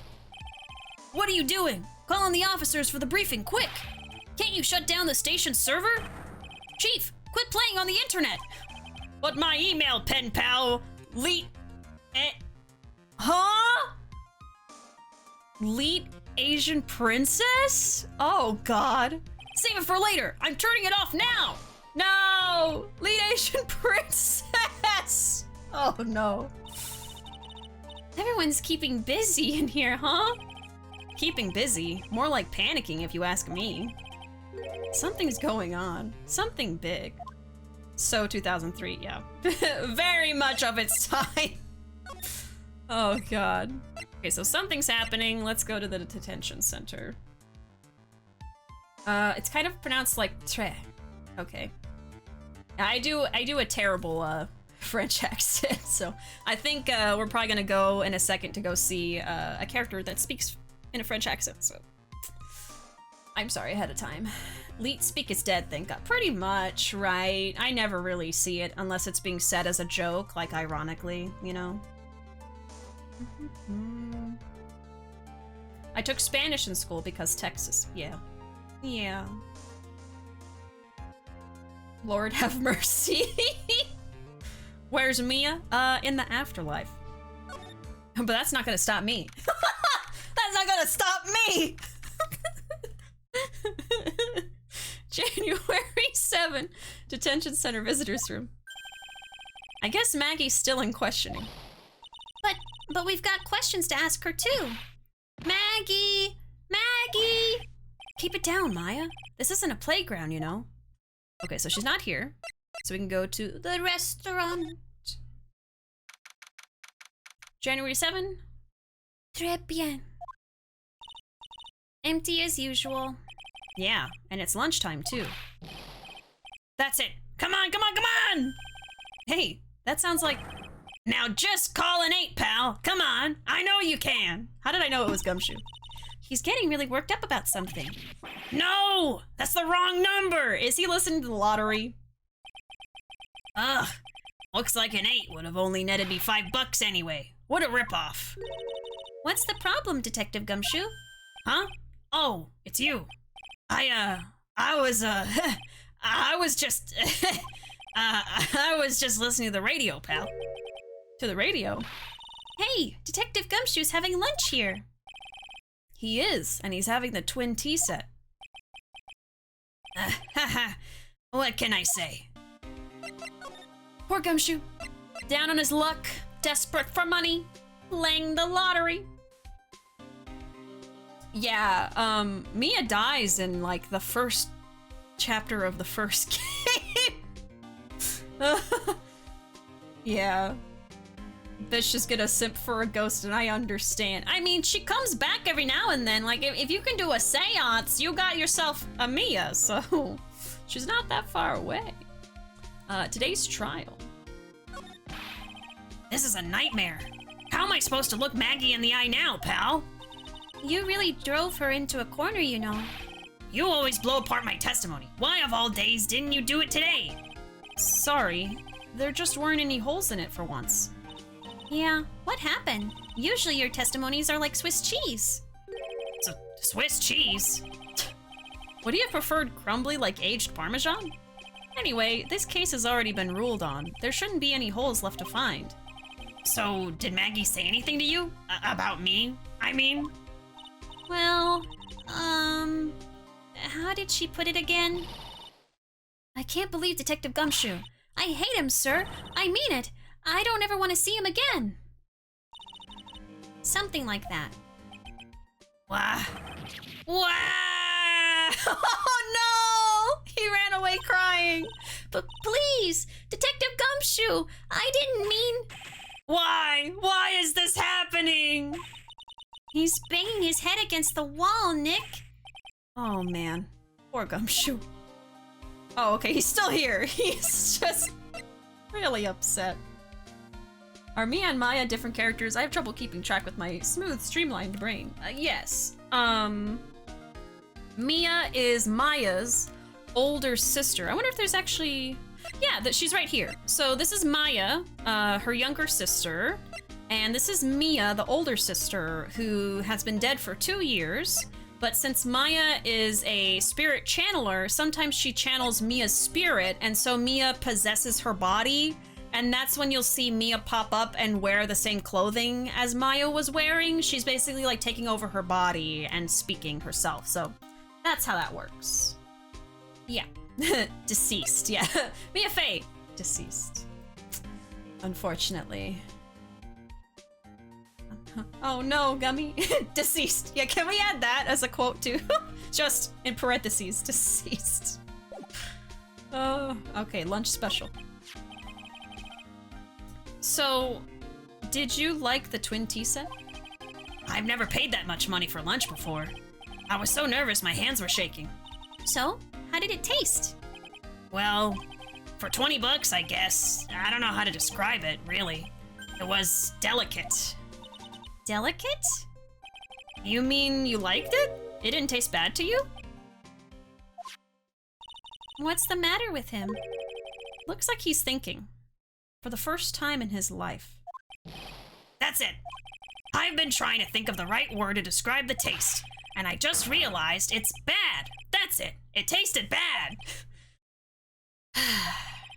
It's just kind of hard to admit it to yourself when you paid 20 bucks for it, you know? Maybe he should have found out about the price after he had finished eating. Hey, Nick. Maybe that's why Glen Elk came here. Maybe he heard about the super fierce twin tea set. If by fierce you mean fearsome. Speaking of Glenelg, that reminds me. We still hardly know anything about the guy. Why don't we ask Detective Gumshoe what he knows, seeing as he's here? So, I probably want to show in the court record, Glenn. I probably want to present Glenn. Thanks for adding that quote. It's alright, Punished. You're good.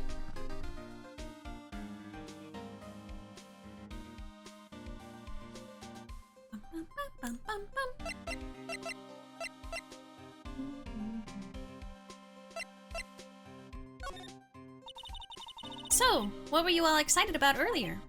Huh? That's right. You said you were listening to the radio or something. Oh, that? That was nothing. I wasn't excited. Come on, Detective Gumshoe. You can tell little old me. What were you listening to?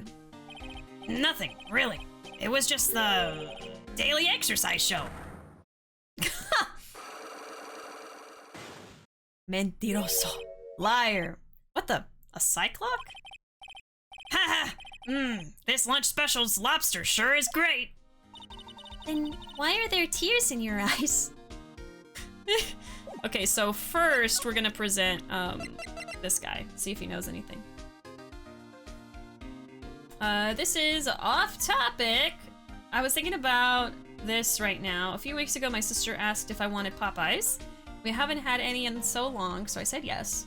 I got tenders and fries. I was looking forward to the blackened ranch, but when I got my food, I noticed my sister and her fiance took all the sauces, so I had to use normal ranch we already had. Not the sauce! Oh, and Flame tried to take it from you too. 98% with the blackened ranch. But don't you already have 100% with the ranch, Alfred? Or do you just want doubles? Is that why you still try it? The ranch really betraying Alfred?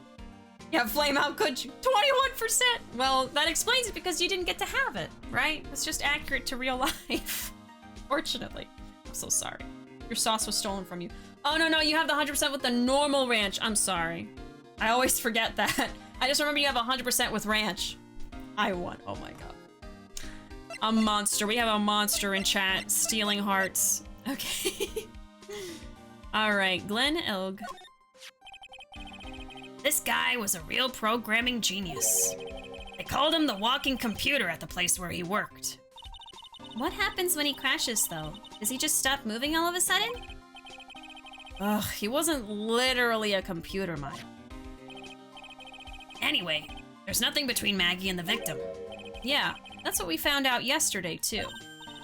Hey, Detective Gumshoe, don't you have any information that's a bit more fun? Fun?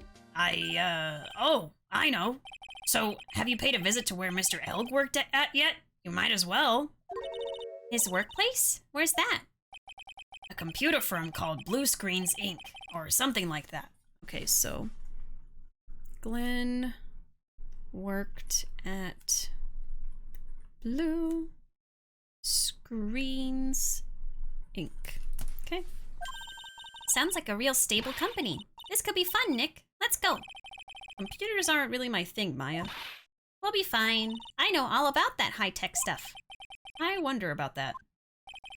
It's just around the corner from this joint. You should take a look. A computer firm called Blue Screens Inc., huh? Okie dokie. And he also has the, let me write that down. Gumshoe. Because I might not get to it today, so Gumshoe has a, cyclock that I need to address at some point.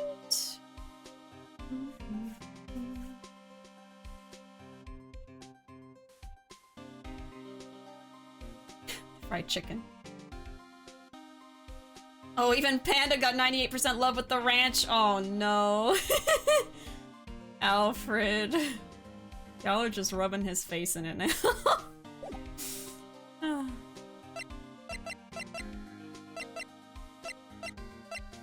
Alright. We are gonna just go, I guess. Yep. Let's move. Let's move along. Oh, well, there's a few more places we can go explore. We have the kitchen. We have the pigeon park. Let's go to the kitchen. January 7, Très bien. kitchen. Huh? Mr. Armstrong's talking to someone. Oh, this character. I'll be back next month. Oui, naturalmente. I will be waiting for you. If you haven't got it by then, I'm afraid it might get a little hot around here. No, I will have everything ready, I promise. I love fire, you know. I love the way it crackles. Okay, so we got a creepy arsonist. Okay, so I'm writing down creepy girl. Loves fire. Threatened Armstrong. Because I might not remember this next time. Okay.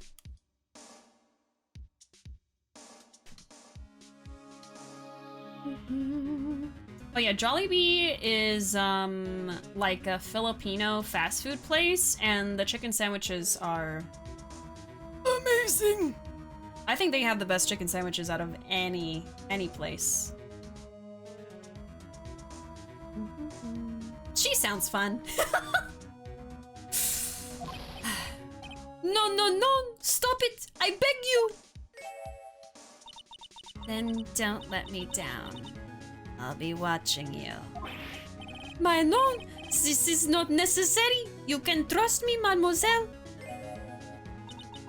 Talk to anyone, and I'll drive a knife right through your heart. Oh. Stabby stab. Oh no, you do not have to worry. You know, you worry far too much. Maybe this will help you relax. It is la oil of sandalwood. I do love raw meat from time to time. Oh! I'll be taking my leave. Goodbye for now. Oh, I have the shivers. I must rub some of my oil all over my body before I become a nervous wreck. Sir, oh, oui, that feels so good. Oh la la, excusez-moi, monsieur. My eyes! My eyes! Your eyes? If you have trouble with your eyes, you need this, la oil of sandalwood. Isn't this just the leftovers of what you were just using? Oh god. Your French accent isn't that bad. Well, thank you. I still think it's bad. If someone comes in here and they speak French, it's over for me. It's over. But for someone who doesn't speak French, I think it's okay. All right. I can talk to you. Let's talk. Okay. Très bien. You don't exactly have many customers, do you, Mr. Armstrong? No, you are right, monsieur. But perhaps that is the perfect time for you to visit me, no? That way, I can give you my undivided attention and cook for you la dish supreme. Putting on a brave face, huh? That's what girls do, Nick. But you are right. Business is very difficult these days. Perhaps the name is la problem. People do not understand it. They think it is tray. I just wanted people to think that my restaurant was exclusive. But they think you just serve fast food on cheap plastic trays? Nick, that's the kind of thing that can make a girl cry. Have you forgotten that Mr. Armstrong is a man, Maya? But this restaurant is my life. It is everything to me. I will defend it to la finale. No one can take it from me. The woman just now. So, who was that woman you were just talking to? Oh la la, you saw that? Well, yes, sorry. So, who was she? She looked so polite and graceful. Polite? Graceful? And she likes raw meat and fires, right? I'll be back next month. Oui, naturalmente. I will be waiting for you. If you haven't got it by then, I'm afraid it might get a little hot. No, I will have. We just saw this whole conversation already. Now that I think about it. Hey Maya, I think it's pretty clear what kind of conversation they were having. You think so? Well, let's show him that piece of evidence and see what happens. Evidence? Let me look for it first. Which one?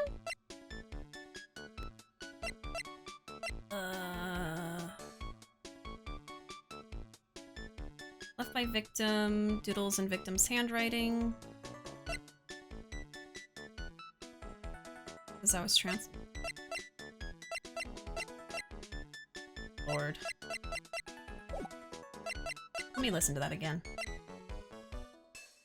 To Maya, liking raw meat and fires is completely normal. Absolutely zero red flags. None at all. None at all. Let me listen to this again. Who was she? Raw meats and fires! I think it's clear what kind of conversation they were having. Yeah, so it doesn't really tell me. Let's show him the piece of evidence and see what happens. So maybe it's, the fact that he is a criminal? It could be that one.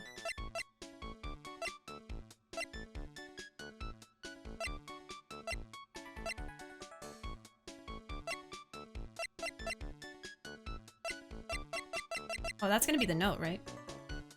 No, that's... Oh, I don't have the note anymore. Oh, maybe the loan contract? I think that's probably gonna be it. We can give it a try.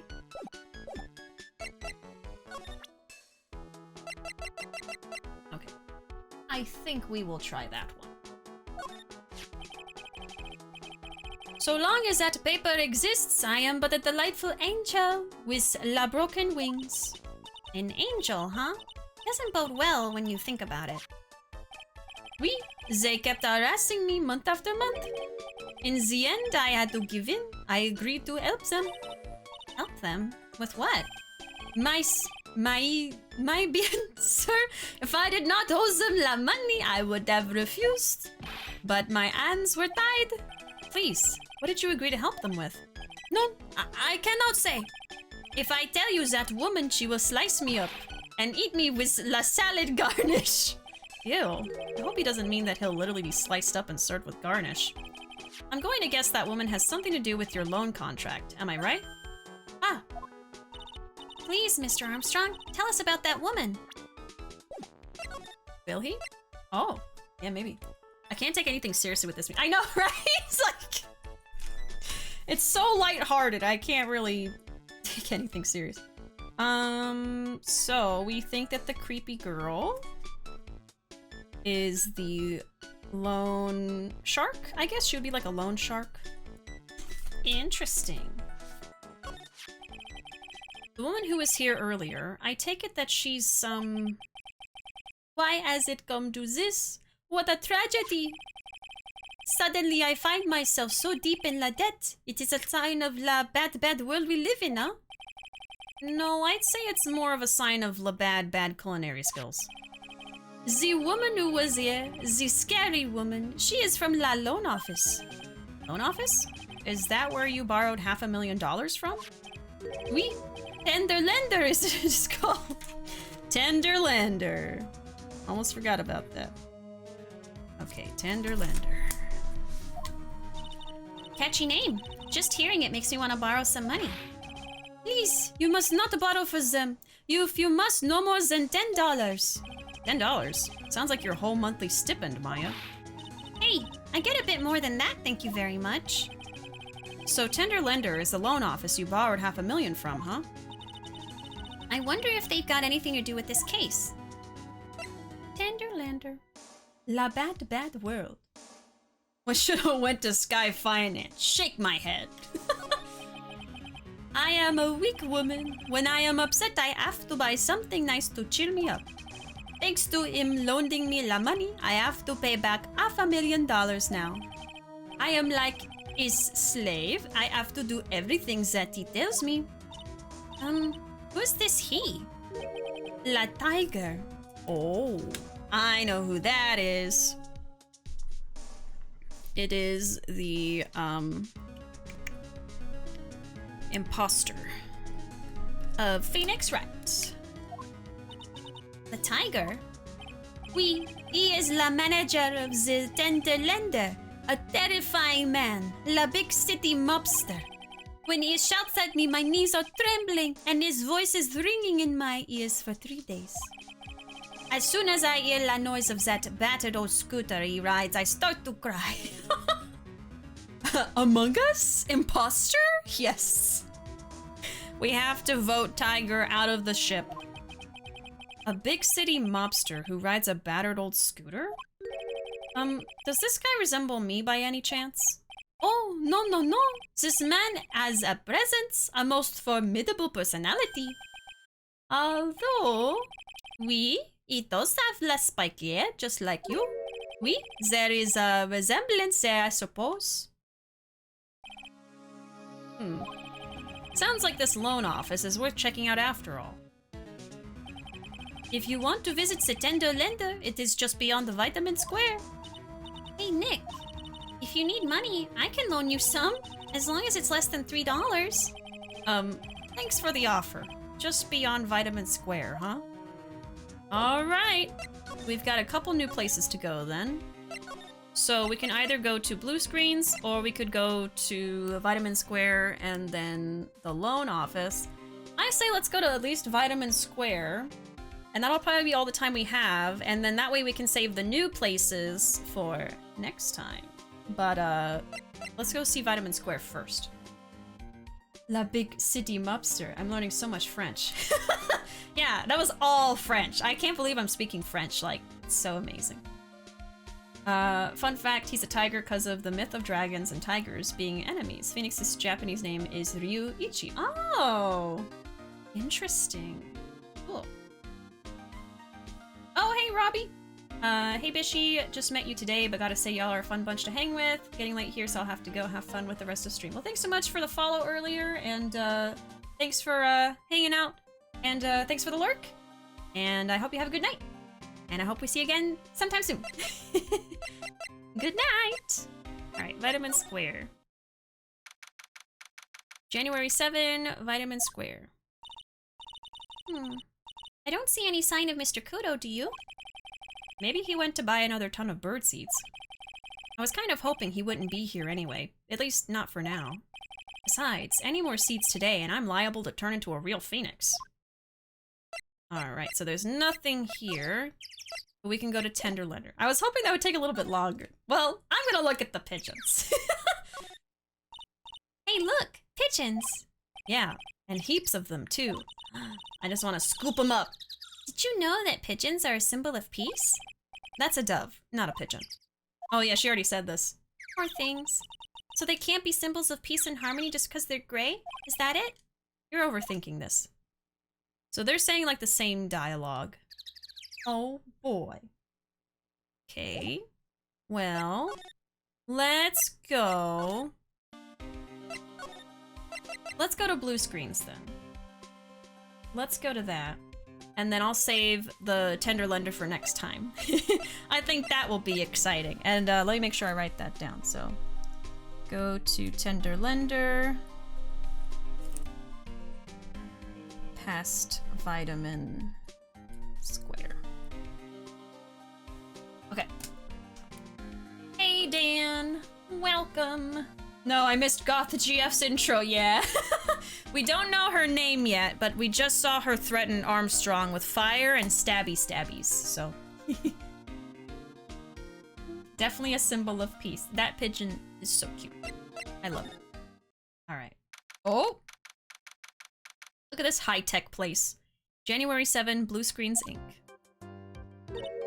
Wow, this place is so high-tech. You can almost smell the electricity in the air. It is a computer firm, Maya. They can't work without electricity, you know. Who are you? Oh, sorry. Not a good voice. Oh, hello. I'm Sorry. Access is restricted to authorized personnel only. I don't think she's a robot, but I'm gonna make her sound like a robot. This is a computer programming laboratory. There are far too many trade secrets that could be leaked. Wow, what secrets? Everything you see here is classified. No information can leave the building. Understood. Who is this woman? She's like a robot from some kind of whacked educational show. Well, she's robot-like. All right, fits. My name is Lisa Basil. I'm the company director. Director? She's human? She seems more like a ghost in a shell. Ghost in a shell, huh? We have goth lady and robot lady in this chapter. I like robot lady. She's got a DBZ scouter. Yeah. So did the murder victim. They're all computer people. They all have got DBZ scouters. No, this is the same music that plays at Hottie Clinic. It is. Unfortunate. Very unfortunate. And that thing over her eye, isn't that the same device as Glenn Elk's? That's a DMH, right? Nice try, but it's the other way around, Maya. It's an HMD. All of my programmers here at Blue Screens Inc. are supplied with HMDs. And do you write programs too?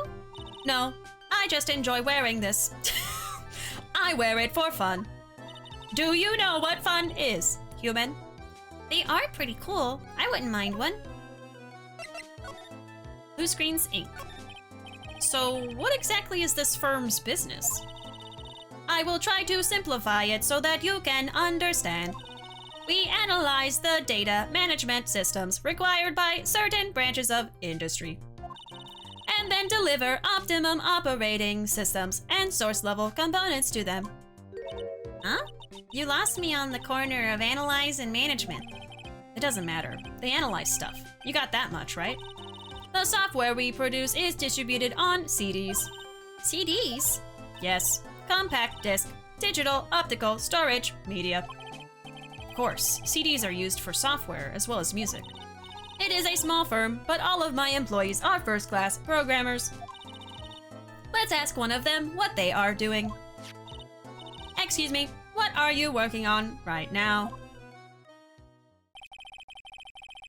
I'm researching the impact on logical access to shared global variables. Obviously, program influences response time and performance, so the code independence of covariables and memory overheads is vitally important to the success of these. I got like 40% of that. HMDs. I miss my PSP. Oh wait, that's UMD. I don't even remember that. It's been far too long. So many acronyms. Too many. There's too many. Cutting edge technology, CDs. Well, you get the idea. This is the sort of thing we are involved in. Did you good people follow all of that? Yeah?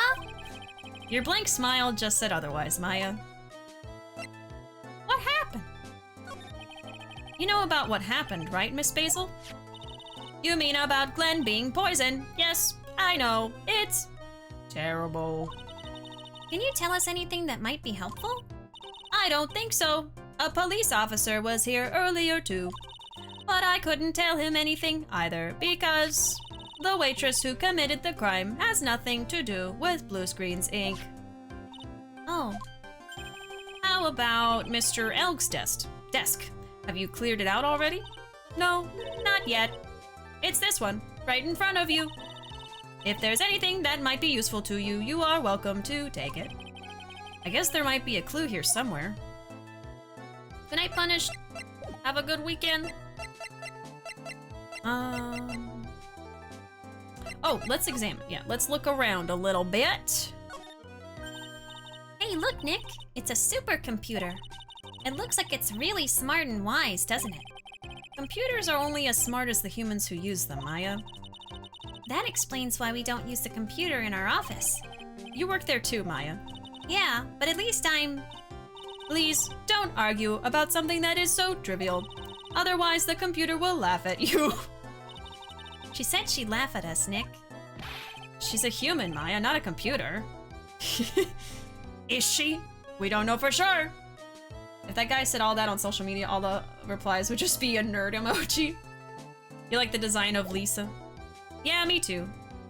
Like, her whole outfit is blue, but it still works because of all the different shades of blue, I guess. She's very, like, angular, even her hair. Yeah, good character design. Let's keep looking. Okay. Loving that guy's shrimp posture in the back. Yeah. Oh God. Yeah, he's literally like this. Oh, wait, this is probably better. There we go. He's like.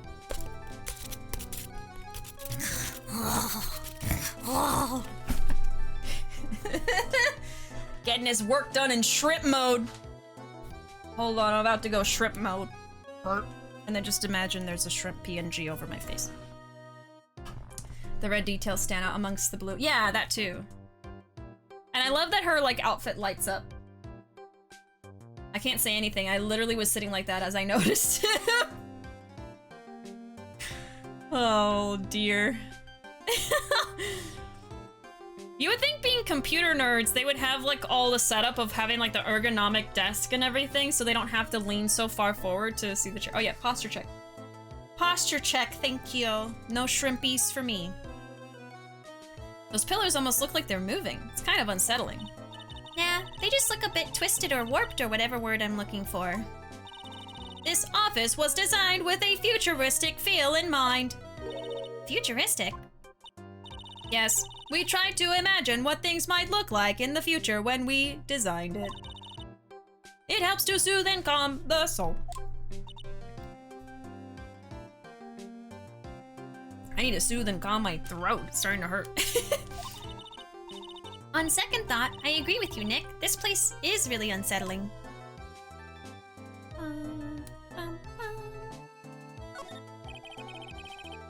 Thank you for redeeming Take a Sip. I'm almost out, but the stream is also almost over, so it's fine. He's really pounding that keyboard, isn't he?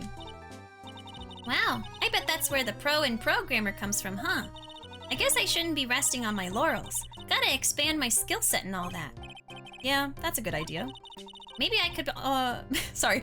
maybe I could become Old C's apprentice. I just had a glitch in my brain. Oh, Alfred.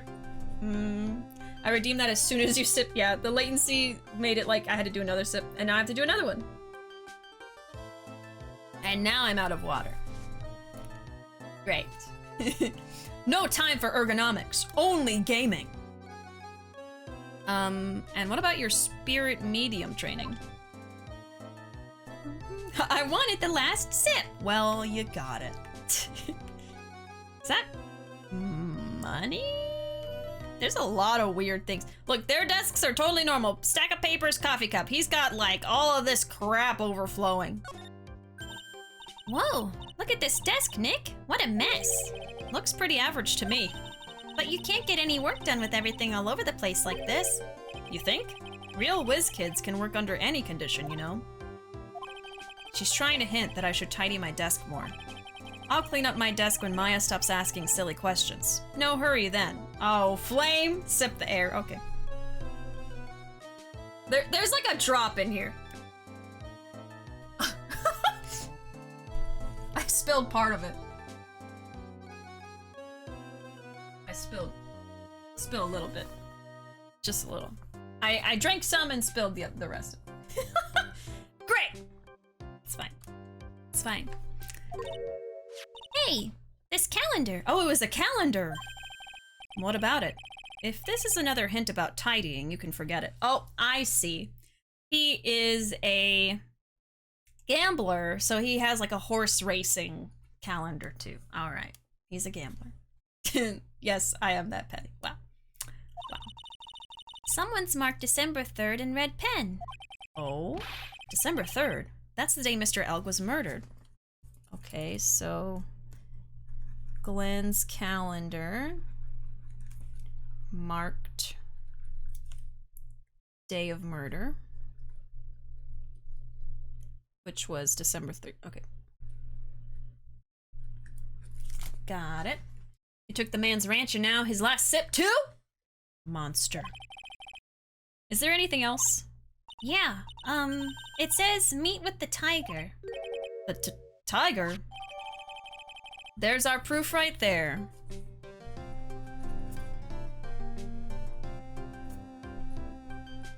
That's gonna be major evidence later. On December 3rd, the day of the incident, there is a note saying meet with the tiger. Because that's the guy who killed him. So that's all that we get from here. Oh, there's this. Wow, look at this mess. Looks like they're all betting tickets. Oh, he had a gambling addiction, like, oh no. What kind of betting tickets? For betting on which horse will win a given race. They're horse racing tickets. Oh wow, his drawers are stuffed full of these. Looks like they're all losing tickets though. Glen Elg's losing horse racing tickets gathered up. Horse racing betting tickets found in Glen Elg's desk. There's over 500 of them. This many tickets would get you, what, $1 down at the recycling center? But I didn't know you were so hard up that you would try to profit from the dead, Nick. I'm just taking them as evidence, Maya. Glen L. Oh, that's low. This man is dead. Come on. Have some decency. Glen L. Poor guy. Well, with that, I guess that's what we're ending this stream on. Insulting a dead man by calling him a loser. That is gonna be the end of the stream tonight, y'all. I don't want to get too much further and then be lost next time. I have pretty extensive notes on everything that we saw during the second day of investigating. So hopefully I'll be prepared next time when I play this again on Wednesday. But yeah, that's gonna be it today. I think we did, I got a lot of progress done. I didn't get stuck on anything today, so I'm proud of myself for that. I was really on a roll, using my brain cell for once with Ace Attorney, so I'm happy about that. He's gonna get invited to the Squidward Games. Squidward Games?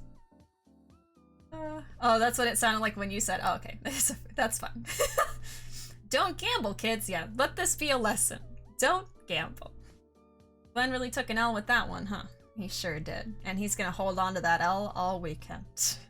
All weekend. But yeah, either way, that's gonna be it for me tonight, and that's gonna be it for me this week. I will not be here tomorrow. I will be back to streaming on Tuesday with more Lost Judgment. I'll be back to playing this on Wednesday, but I'll be here next Tuesday to Friday, hopefully, if nothing comes up. I will keep y'all updated, of course, as always. No wiki for Bishi this time. Yeah, I didn't have to look up anything, or I didn't have to ask for help, thankfully. Only brain cell. Yes, only brain cell. Thank you for tonight's stream, Bishi. So much fun as always. Been a fun stream, y'all. Happy birthday again, Ruuuvo. Enjoy your B-Day week. Yes, we'll be having some more birthday celebrations for the next couple days. Good night. Enjoy the streams this week. Looking forward to next week. Finish up the robot stuff, hopefully, and more progress. Yes. Like I see you next week. Hopefully not late this time. No worries. And thank you all so much for hanging out as always and for your kind comments. I really do appreciate that, y'all. So I hope you'll have a wonderful night and a wonderful weekend. Let me find somebody to raid just so the night does not have to be over for you guys. Hope y'all have a wonderful night and a wonderful weekend. There is my social media. I'm most active on Twitter right now. We also have a Discord, open to anybody, of course. And there are the raid messages if you would like to copy paste and join with us in this raid. But either way, thank y'all so very much for being here tonight. Appreciate each and every one of you. And hope y'all have a good night. Like I said 100 times already. But yeah, either way, I hope I see y'all next time. Bye-bye.